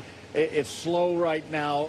Take it while you can, because we expect it to get much worse and very quickly once this thing starts. We had talked a little bit about people evacuating, people moving to higher ground, and I reached out and communicated with some of the shelters in and around this area, and they say that many of them are full, that they have a lot of people who have decided to move into a shelter, which I think, Gadi, is saying something, having been through a few of these storms. A lot of people are very much of the mindset, I'm going to ride this out. I've been through worse before. I'm afraid to leave my home. The list grows and grows and grows. But what we're seeing, and thankfully, is a lot of people taking this storm very seriously. And I think that's really a testimony to the idea that this area's seen a couple of storms over the last 13 months, know that this one's bigger, and aren't willing to take that chance. So I wanted to pass that along. That I think is important and good news in the midst of what is not very much good news for this area right now. And Jay, great. Sorry to put you on the spot here, but you know there are going to be people out there that are watching us. They're hunkering down. They're kind of nervous at this point. And then I think there are people that have experience with hurricanes that maybe have gone through 1, 2, 3 of them. You have covered dozens and dozens and dozens of hurricanes. You've gone through some of the worst that hurricanes have to throw. Yeah. What is your advice to somebody that is at home right now, hunkering down, knowing that this is coming towards them? To stick to your plan and to stay in an interior area, stay away from those windows and doors like we've talked about. And really, I'm going to be more honest maybe than I should. I'm normally out in the middle of these things. I'm not for this one. I'm in a secure area. I have an area to fall back into. And so I want to make that clear. I think we're over 100 storms that I've been involved with over a long period of time. Just means I'm old, Gadi. But I'm not out in the middle of all this because I know what it has the potential to bring. And that's something that this area, though they've seen a lot of storms, they've never seen one like this. Nobody that's around now has seen one of this magnitude, of this intensity. And part of that is the forward pace of this storm. It's moving at over 20 miles an hour. That means it's not going to lose a lot of that energy as it moves inland. It's going to take a while for the solid ground, for dry ground, to take some of that energy away from this storm. And that means it's going to continue to be very strong, very well inland. And again, that's something we don't see a lot of in this area or any area for that matter. This is a unique and very strong storm. And Jay, we just got an update. Looks like it's 90 miles south of you right now. Winds have kicked up about 10 miles an hour, 140 miles per hour. Yeah. And it is moving at you about 24 miles per hour. So it should be in your vicinity very soon. Jay, hope you stay safe tonight. Thank you so much. And we'll be checking back with you in a little bit. Thank you. Thanks. And Priscilla Thompson rejoins us from southern Georgia, near the Georgia-Florida border. Last time we checked in with you, you introduced us to a family that was at a shelter. Are you still at that shelter? And is that shelter still pretty full? Is it at capacity? What's the latest there? Yeah, Gadi, we are still at the shelter. There are more than 130 people here, and people are continually coming in. I just spoke to a woman, Valerie, who came in with her family, and she said that they got an alert saying that if you live in a mobile home or a home that is not going to make it through this, ignore the curfew that is in place and get to a shelter. And that is what she did as soon as she got that alert. And so she and her family literally just got here a few minutes ago. But you can see the rain is starting to come down a little harder right now. And I actually want to introduce you to another family who is here, Miss Kimberly. She came with her 10 children just in the last hour. And so talk to me about, why did you make the decision to come an hour ago? Well, it was undecided, so it was just a split-second decision. What made you say, we got to go? Because of the hurricanes in the past, with trees falling on the house. We had to evacuate from the house, and so with this house that we're living in now, I just made that quick decision. Yeah, didn't want to take any chances. Right. But you weren't planning to evacuate earlier today. You were going to ride it out there. Right. Wow. And so how are you feeling about what's coming tonight? What are you expecting? Wind, rain, trees falling. Are you nervous or are you feeling all right? I'm nervous. Okay. Yes. But hoping everyone will stay safe. Right. Yeah. Thank you, Kimberly. And Gadi, that is why so many people are here and coming here and still coming here through whatever means they can. A woman came in a taxi, making their way here because they want to make sure that they're safe, that their families are safe. The governor of Georgia has said 159 counties, all of them in the state, are expected to be impacted in some way. But the county here is saying that this storm is shifting east and it is putting this county directly in the sort of path of this hurricane. And so they are expecting those hurricane force winds, which could knock down trees, as Kimberly was just talking about. They're expecting potentially tornadoes throughout the state of Georgia and also possibly landslides because of the amount of rain that they're getting. This landslides, that's not something that Georgia is used to dealing with. And so the good news here is that people are heeding those warnings. We saw people earlier today trying to protect their businesses, putting out sandbags, and now it's just waiting to see what exactly is going to happen once this weather picks up. Gadi? And Priscilla, is it a mix of families there? Is it what are you seeing? I mean, I keep thinking about the alert that was sent out, and I think it was down in south of Florida, or south of where you are, where emergency responders were saying, okay, if you're staying, write your name and write your phone number on your arm so that identifying bodies, if you were to perish during the storm, would be easier. And that's just something that if I lived in that area and I had to write that on my child, I would immediately be going to a shelter. Are you seeing families at this shelter? Are you seeing people seeing those types of warnings and deciding, no, you know what, I'm not going to risk it?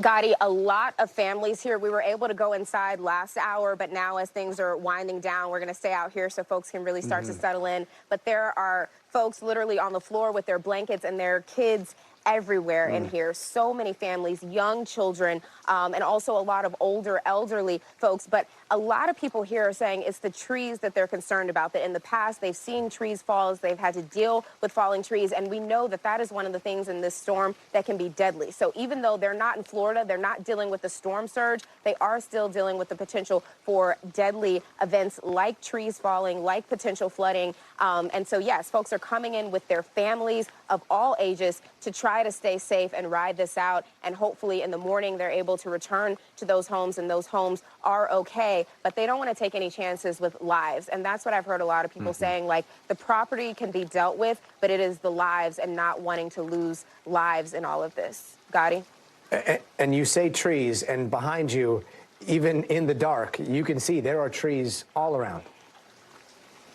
Yeah, I mean, there's a huge tree even right here, right? And so, yes, there are a lot of trees in this area. And even someone I was talking to earlier said that a lot of the trees have been cut down since the last storm when they had to deal with this, but still a lot of trees throughout this area, and a huge concern for sure. And then also the other really big threat is the tornadoes. You can never predict if they're going to happen or not, where or when they might happen. And of course, we know that those nocturnal tornadoes can be especially deadly and damaging. And so what we've heard from the shelter here, as I mentioned, more than 130 people here already, and they said they will not turn anyone away tonight. Even if they run out of space, they will figure out a solution, especially as these alerts are going out and people are continuing to try to make it here before things start to get bad here. In less than an hour, it's expected to pick up.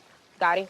Less than an hour. Hopefully somebody sees this, heeds those warnings. Again, this is not down in Florida. This is Georgia, where Georgia will also be experiencing hurricane force winds, as well as the potential for mudslides. This is a storm like we've never seen before in this part of Florida, and also Georgia. So let's bring in NBC News correspondent Priya Sridhar, who's up in Atlanta, just above Priscilla there. What's going on the ground right now in Atlanta, and what are the alerts that you're now seeing in your area? Hey, Gadi. Yeah, well, we're just getting slammed by rain right now. It's actually been escalating every single hour, but this storm system is actually completely unrelated to Hurricane Helene. So it's really just a double whammy of having these back-to-back storm systems. And we're expecting Hurricane Helene's effects to hit us in the really late night hours. Into daybreak is really when it's expected to hit here. But the concern right now is that the ground is already saturated. We're already seeing some points in the city where flash flooding is occurring, including if you look at the street behind me here, we're seeing some points of flooding, but people just continue to drive down the street. Of course, some people are taking more caution than others.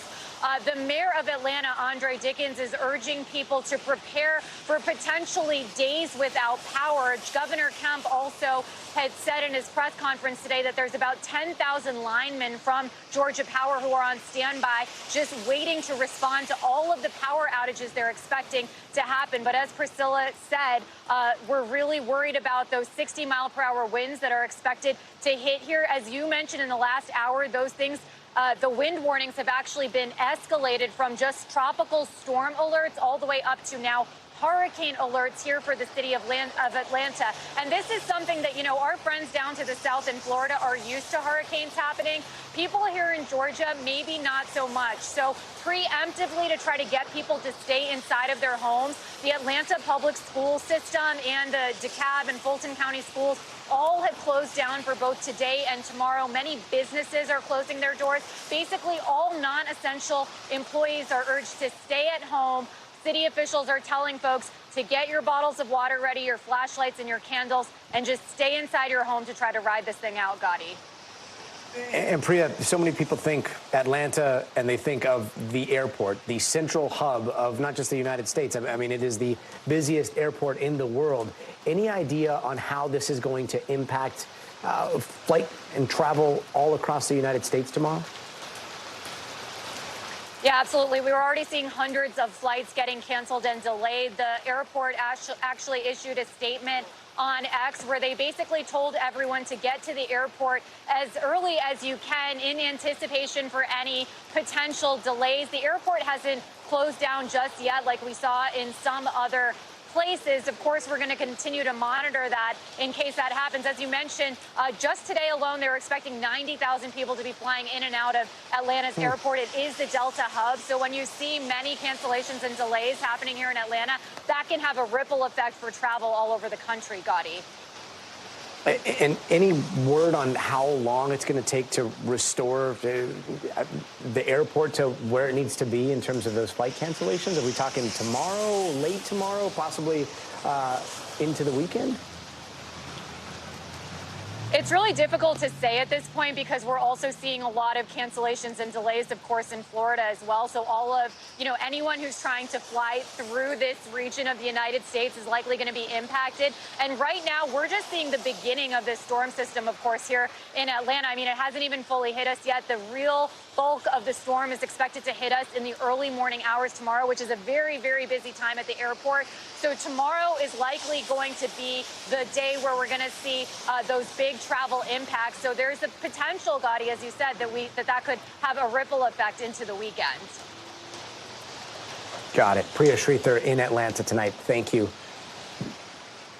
And just to recap, we are closely following Hurricane Helene tonight, a monster storm expected to make landfall in Florida's Big Bend as a Category 4. More than 500,000 people are without power right now. Officials are preparing for the worst as this storm threatens to bring life-threatening storm surge up to 20 feet in some parts.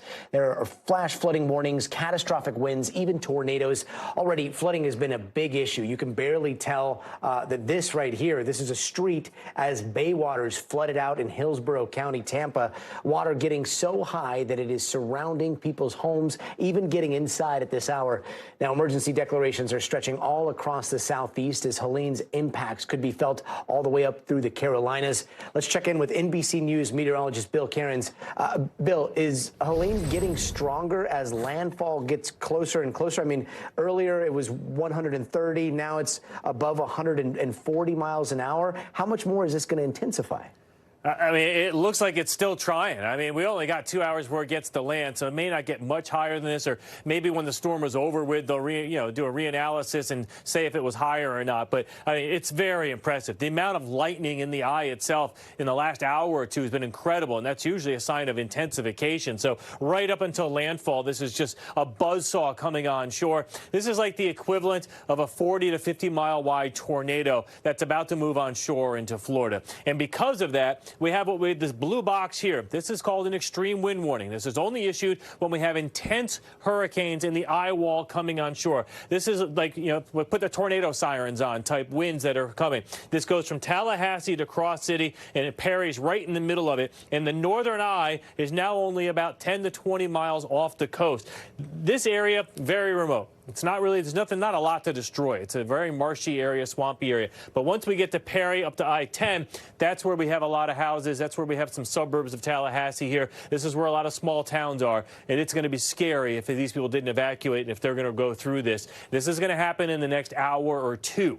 So this is it. I mean, we're about to get to the really destructive wind phase of this storm. So there's the 140. It's flying. It's moving at 24 miles per hour. So it's quickly going to move on shore and into Georgia. Georgia in a heartbeat. Max winds, so there's just now beginning to pick up. Tallahassee, Perry, just finally getting up to gusts around tropical storm force, Apalachicola. But this storm has been so huge. I mean, we just had a gust of 52 in Jacksonville, 56 in Orlando. Earlier today, 300 miles from the center, we had a 70-mile-per-hour wind gust in Miami. So there's been effects all the way through the peninsula of Florida. Now, as far as the storm surge, we showed you some of those pictures. It is still coming up. It hasn't gone out. High tide is approaching here in about 3 hours, and the onshore winds are still pushing all that water in. So Cedar Key right now, the water is quickly rising.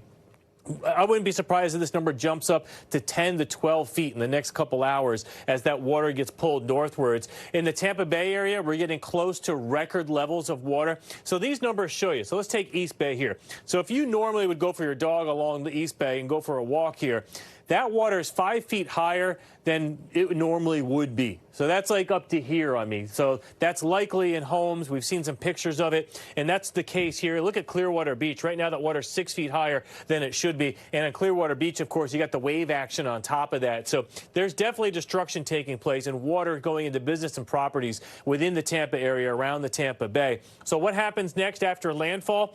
This thing's still going to be pretty strong. 2 a.m., we're still talking about a Category 2 hurricane approaching Macon, Georgia. It begins to weaken. By the time it gets to Atlanta, should be a tropical storm, and it looks to be east of Atlanta. So the stronger winds are always to the right of landfall and the right of the center. So that means that the strongest wind should be, if Tallahassee's 90 to 110, Perry, Florida could be, unfortunately, 120 to 130, maybe even a gust to 140, unfortunately.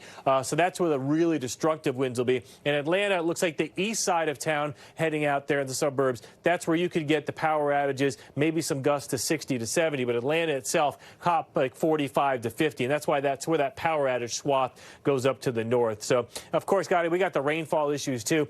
I was just, I had a couple of minutes to kind of catch my breath and kind of look around. The river forecasts in North Carolina, almost every single river in the mountains is supposed to hit record conditions. The flooding is going to be unseen, unheard of. I'm really concerned with, the catastrophe that's going to develop there tonight into tomorrow also. Got it. Bill Cairns, absolutely terrifying. I mean, 40 to 50 mile long tornado, the way that you put that, it is just terrifying. Thanks. We'll be checking back with you in a little bit.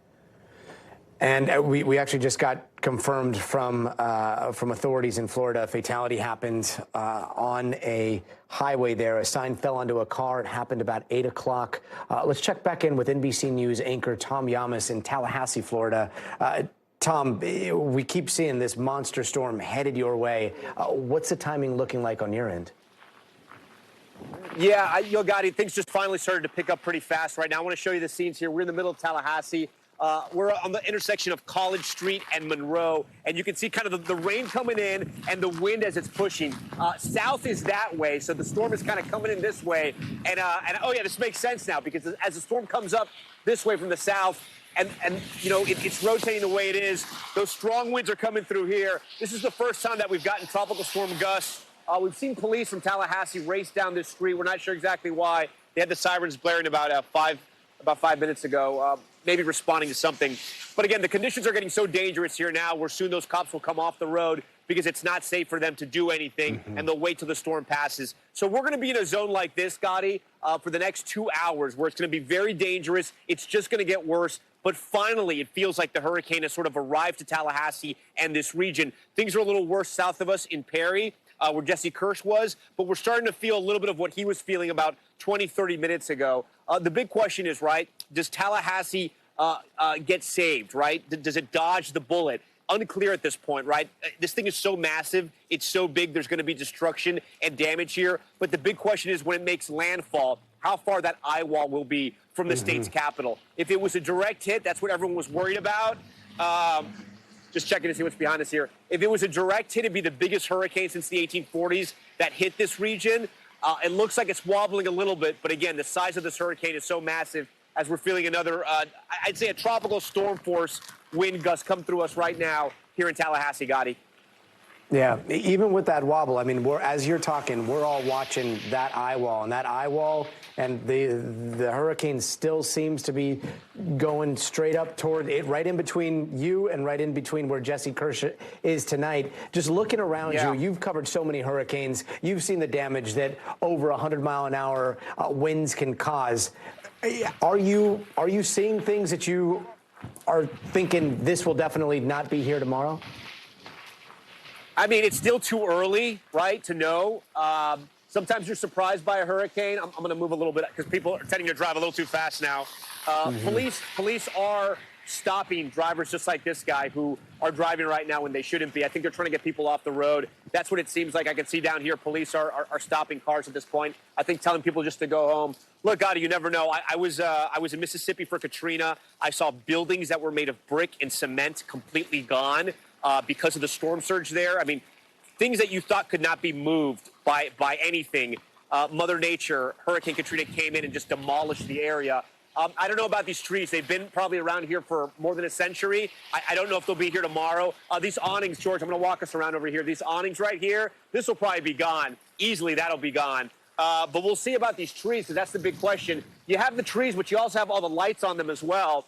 You can see the power is still on here in Tallahassee. But again, this is just the beginning, Gadi, right? It's going to be this times, probably 10 or 20. And when that happens over a sustained period, like 30 minutes to an hour, that's when the real destruction happens. But right now, this literally is just starting right now for Tallahassee. We haven't had anything like this, not even bands like this, the whole night. So it's going to be a long 2 to 3 hours. I think that's what Bill was saying. I think the only plus side to this storm, and we don't know yet, it's still too early, is that it threads the needle between Perry and Tallahassee. And what I mean by that is that there are not population centers between Perry and then moving west towards Tallahassee. There's swampland, there's natural preserves, great fishing communities. But again, there's not lots of people that live there. They're not big cities that live there. There will be communities that lose everything, especially people that work in the fishing community, which is terrible, and you always think about those people. But if a storm of that magnitude came right through Tallahassee, say, it'd be a much different story where you have 200,000 people. Not a massive city by any stretch of the imagination, but an important city for the state of Florida and a lot of college kids, as we've been talking about all night. Gadi. Yeah, the capital there of Florida. Tom Yamas, thank you so much, and we hope you stay safe out there. Let's check back in with our other crew in Tallahassee tonight, NBC correspondent Kathy Park. Kathy, I'm sure you were hearing that report from Tom. Looks like it is coming down where you are as well. What are you seeing in your area? Hey there, Gadi. So just like what Tom was describing, it looks like we are starting to get the first kind of wave of Hurricane Helene. This probably happened in a matter of minutes. We were kind of waiting anxiously for the past several hours. But yeah, we're starting to get lashed with these heavy bands of rain. And Tom was mentioning this, here in Tallahassee, 55% of the city is under tree canopy. So really, it's not so much about storm surge here in Tallahassee because we're farther inland. But the possibility of just extreme wind damage. When you have 100-mile-per-hour winds in this area moving in and staying here for an extended period of time, you could be looking at some serious damage, lots of trees down, toppled power lines. Of course, that would lead to extended power outages. Earlier today, we actually had a chance to visit one of these emergency shelters that opened up, and it filled up very quickly, in fact. And a lot of the residents were saying, look, we have gone through a lot of storms in the past, but nothing quite like this. When they heard initially Category 3 and then Cat 4, they were like, no, we're not going to take any chances. We're going to find this shelter and we're going to stay put. And officials are saying, look, if you are at a shelter this evening, they're not going to let you out, especially now because the conditions are starting to worsen. So they're not going to let you go in and out for you to check out the storm. Once you're in place, they say they're going to keep you there until it's the coast is clear, essentially. Tom also mentioned this is a big college community, thousands of students in this area, and a lot of them are also deciding to kind of hunker in place as well, and shelters are available to them. We heard from the mayor today and throughout the day yesterday, and he said, look, they've been preparing for days, but when it comes to Mother Nature, since it's so unpredictable, you can prepare as much as you want. You just don't know what you're going to be dealt with. And this could be a catastrophic storm. And this is just kind of the beginnings of it. But we do know that they're leaning on mutual aid from really across the country. And tomorrow will be extremely telling to see how much damage we're looking at. But we know they have tripled their workforce. But once again, Gadi, it looks like we're starting to see just the beginning of Hurricane Helene entering the Tallahassee area. Yeah, and we're also seeing in a little bit south in Florida, from Lee County there, what looks like a water rescue as the surge and as the water comes up along the coast. Kathy Park in Tallahassee tonight for us. Thank you so much. And turning now to that fatality that we were just telling you about, the Florida Highway Patrol has confirmed one person has died in the Tampa area. Authorities are saying that on I-4, they were going west and a sign fell onto their car. Officials are still on scene, and we're going to bring you more on that and any other developments as soon as we get them. Let's go back to Tallahassee, where a lot of college students did not have enough time to evacuate or didn't have a place to go. They're sheltering in place. Lane Griffith is a student, a graduate student at Florida State University. She's been documenting her experience on TikTok as she shelters in place with, I believe, down below is your friend there.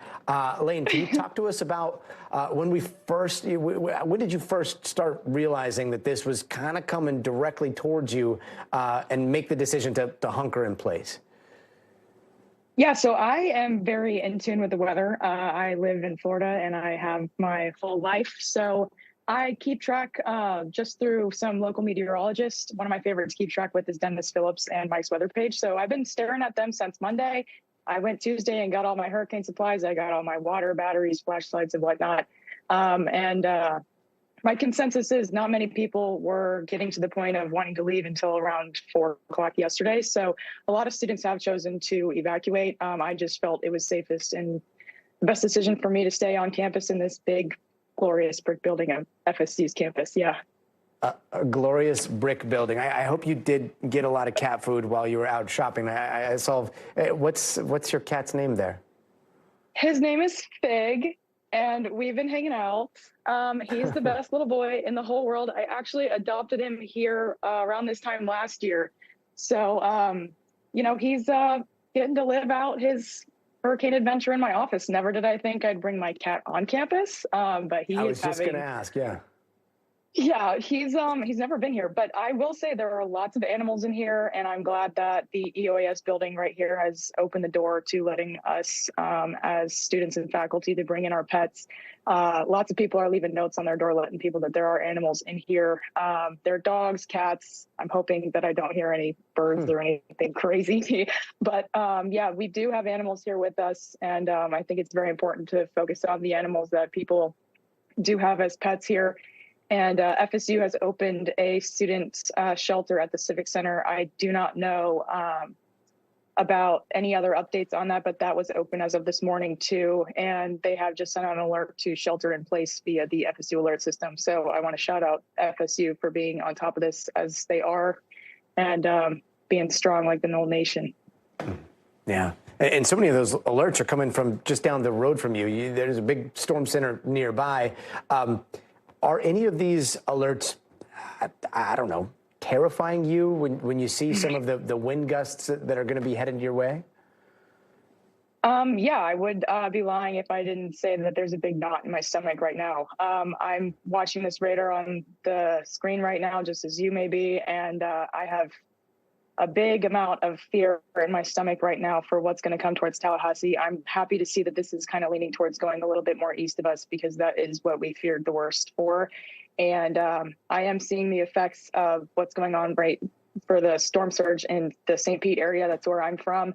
I see the videos coming out of Gulfport and the water is creeping up at my house. We're watching it on our camera on the house. So I'm glad that we're not in a surge area. We are very high up. We did get an alert for an aerial flood warning. So hopefully we don't have too much flooding. My worry is these trees. It's been raining for a long period of time up here and the ground is very saturated. So they will just come right out of the ground, whether it's debris falling out of the tree, branches snapping, or just being completely uprooted. And that will devastate a lot of neighborhoods around campus. Luckily, a lot of the power on campus is underground. So if there's parents out there worried about their kids that are sheltering in place in these dorms, hopefully we don't lose power first and you can stay a little bit connected. And Fig's trying to pop back into the frame. But I will, we're just going to keep hanging out on TikTok. I initially made this thing just to share the adventures with my friends, and I made a video and it got seen by you guys. And so we're hanging out on there as long as I can hold power and get connected via Wi-Fi. But yeah, so that's what's happening here. Oh, well, Lainey Griffith, thank you so much for being with us. And on behalf of all parents that are out there looking at you, hunkering down in that office, surrounded by brick, under fluorescent lighting, looking very safe, I'm sure they appreciate the update. So, Lainey, thank you so much for being with us tonight. Of course. Go Knowles. There you go. And checking back outside of that brick building, let's go to NBC News anchor Tom Yamas in Tallahassee as well. Tom, I mean, the activity behind you has been picking up tremendously, and I just can't get over how many cars there are on the road as this thing gets closer and closer. Yeah. What are you seeing now? Gadi, you wondered. It took so long to reach Tallahassee, and we're just starting to feel the initial effects of Hurricane Helene. It comes in bursts. Right now it's sort of calmed down a little bit, but I'm sure by the time I'm done talking with you, we'll get another big wind gust. But I wonder if people were waiting for this so long, nothing was happening, and now they're venturing out to see what's going on, and that's the most dangerous thing. You want those people to kind of stay indoors, just like that college student was doing there with her beautiful cat. You want her to stay indoors, inside of a brick building, somewhere that's secure, and not come out here to this. She was mentioning these trees, Gadi. We've been talking about these live oaks that are all over Tallahassee. She's right. It's been raining for a long time. It has not stopped raining for 24 hours here. The ground is very wet. We're under the tree, but we're not, near the center of the trunk. This is what people are worried about, these big trees coming down. They have long branches. They weigh an immense amount. And for them to come down, then they have to be picked up, which takes a lot. You were asking about flooding earlier. Gadi, you can see right now, Tallahassee is pretty hilly. I would say it's the hilliest section of Florida. And I might be wrong, but I think I'm right. I think it's also the highest point in Florida, natural point. You can see the water here that's coming in from all the rain. It's coming over here. This is a good sign here, because this shows that the storm drains here are working, right? The water's coming up a little bit, but for the most part, it's draining out. When you're in New Orleans, in places like that, and actually I'm going to come down, you can hear this. That's a good sound, because that means all the runoff and the water from the rain is draining out. In places like New Orleans, those storm drains get filled really quickly, and that's where the flooding starts. But again, listen, about maybe 2 minutes ago, this place was just blowing like wild. We got a huge gust, and then it stopped. Now it's calm again. There's a lot of rain coming down, but it is finally starting to pick up in Tallahassee, Gadi. And speaking of those oak trees, I mean, I can imagine debris getting into the drains there pretty quickly when those oak trees start coming down. Do they have some backup plans on how to keep all of the flooding and the water flowing so we don't see a lot of flooding? Yeah. Look, they said they pre-positioned their teams for this storm, that they were ready for it. I spoke with a PR representative for Leon County dealing with emergency response, and they said they had pre-positioned their teams, and they felt like they were ready for this storm. Obviously, every storm, every hurricane, Gadi, it exposes vulnerabilities in the system. You always learn something from a hurricane, regardless of how many hurricanes you've been through. I'm sure Tallahassee will learn something. I'm sure Perry will learn something. I know Tampa is learning something right now. Unfortunately, that's what hurricanes do. But we're going to have to wait and see. It's literally just getting started right now. Here's another one of those strong gusts I was talking about. Again, not hurricane force, not even close yet. But little by little, Helene is inching up here. And even though it's a fast-moving storm, it's taken a long time to really reach the Big Bend area and hit this area.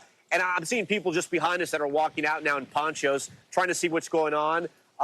It's not safe to be out here, but, if you walk out here right now, I don't know if anything's going to happen to you. You shouldn't be out here. I think in an hour it's going to be a much different story. It's going to be incredibly dangerous. It's dangerous now. People shouldn't be out here. But the weather is not at a point where it's going to stop them just yet, if that makes sense.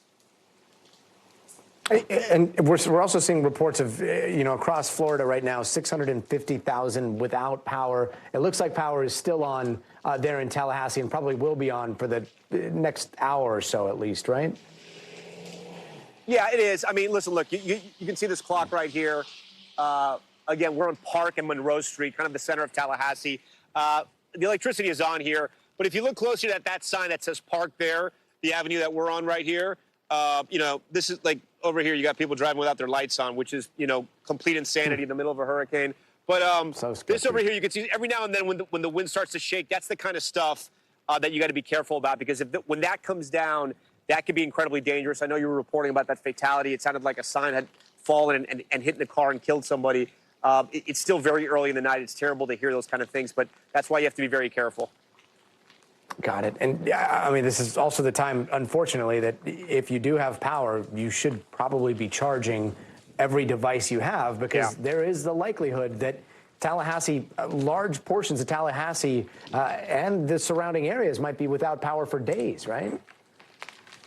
Yeah, the story about Tallahassee and this storm is going to happen in the next 2 to 3 hours. And in the morning, when we're up early today in the Today Show, you're going to see sort of what happened here and what happened in Perry in the Big Bend region, because it's just starting to happen right now. It struck Tampa. The rain has hit Tampa. They're dealing with the storm surge there. But this part of the storm and the story is going to happen overnight. And you just really hope people are hunkered down and they've made the right precautions, because as it gets later, it's harder and harder to get, emergency crews out. It's harder and harder for the recovery to start. Nighttime hurricanes are always the worst, because things happen at night and then first responders can't get to the people that need it the most.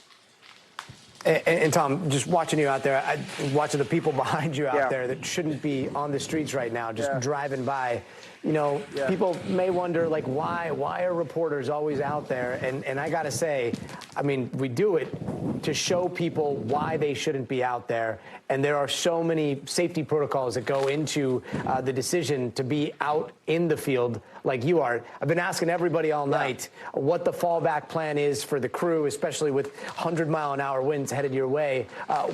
For you and your crew, what are you guys going to do when things get worse? Yeah.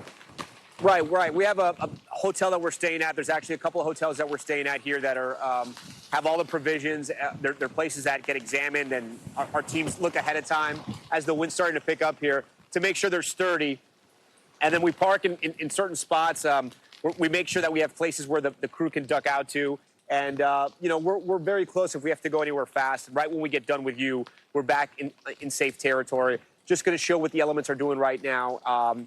And really report this hurricane, because, I mean, I'm a firm believer that you have to be out here to really be able to tell the story truthfully about what happened to a community. And we've been out here for every minute of this. We hopefully in the morning can give a full picture of what happened here. Yeah, and especially, I mean, you're a Florida boy. You're from there. I know that this must mean something extra special to you. You've been through so many Florida hurricanes. Does this one feel different? I don't know yet, because we're just getting started. It's massive. I think what feels different is that people took this really seriously pretty fast. And I guess what's different for me is that this thing intensified so quickly. Usually you have a heads up. We're tracking these things for about a week. Not anymore. I mean, this thing felt like it came together so quickly. On Nightly News, Lester, I think, said it great. We weren't even talking about the storm on Monday, and here we are Thursday night, and it's a Category 4, and it could be catastrophic. So I think that's different for me. But every hurricane you take seriously and you learn from it. Yeah, and we learn from your reporting out there. Tom Yamas out in Tallahassee for us tonight. Man, thinking about you and your crew. Please stay safe. You got it. And let's bring back NBC's George Solis from North Carolina. Again, the size of this storm is staggering. George, what's the latest from Asheville? Yeah, hey, Gadi. Well, we still have a lot of relentless rain. Still not totally Helene related, but we are starting to see some of that moisture accumulate here. And the real bad part, if you will, about all of this is that nonstop moisture has really just created a problem on the roadways already. You can see behind me, this whole street flooded. This is actually a park. It is completely unrecognizable. In the time that we've been here, the water has been creeping up ever so slowly that it's now almost here at this parking lot of this gas station and convenience store that we're at. The owner actually got here a little bit ago. He's not so sure that this water is not going to overtake the building. So our crew actually helped him with the boards and kind of creating a barrier there to keep some of the water from going in. He says, you know what? I'm just going to take every single precaution. And again, speaking to the seriousness of what Helene might do here in an area that isn't used to getting this kind of hurricane. But again, everyone taking the precautions so far. We'll just wait and see what this storm does. Gadi? And Wednesday nights, George Solis, thank you. And actually, I think we just got Jesse Kirsch back, who's in Perry, Florida right now. And Jesse, it looks like things are headed straight towards you. Wanted to check in to see how conditions are over there in Perry. What are you seeing right now? Hang on. I can't call you right now. Hey, Gadi, if you can hear me. I don't know if Gadi, can you hear me? I can hear you. Okay, Yeah, Gadi we've got your signal up here. Okay, Yep. hey, all right, we just lost power, so you can still see some lights off in the distance, and I still see some lights on in that direction, but that direction is pitch black. So I can tell you that conditions are definitely deteriorating here. So apologies in advance if I lose the ability to hear you, if we lose the cell signal. Yeah, and the wind's coming straight in our face now with these rain gusts. Okay, yeah. These conditions are definitely picking up. Lights were flickering on, off. We've seen some flickers throughout the night, but flickered a bunch, finally went out, and now we're just waiting for things to keep deteriorating.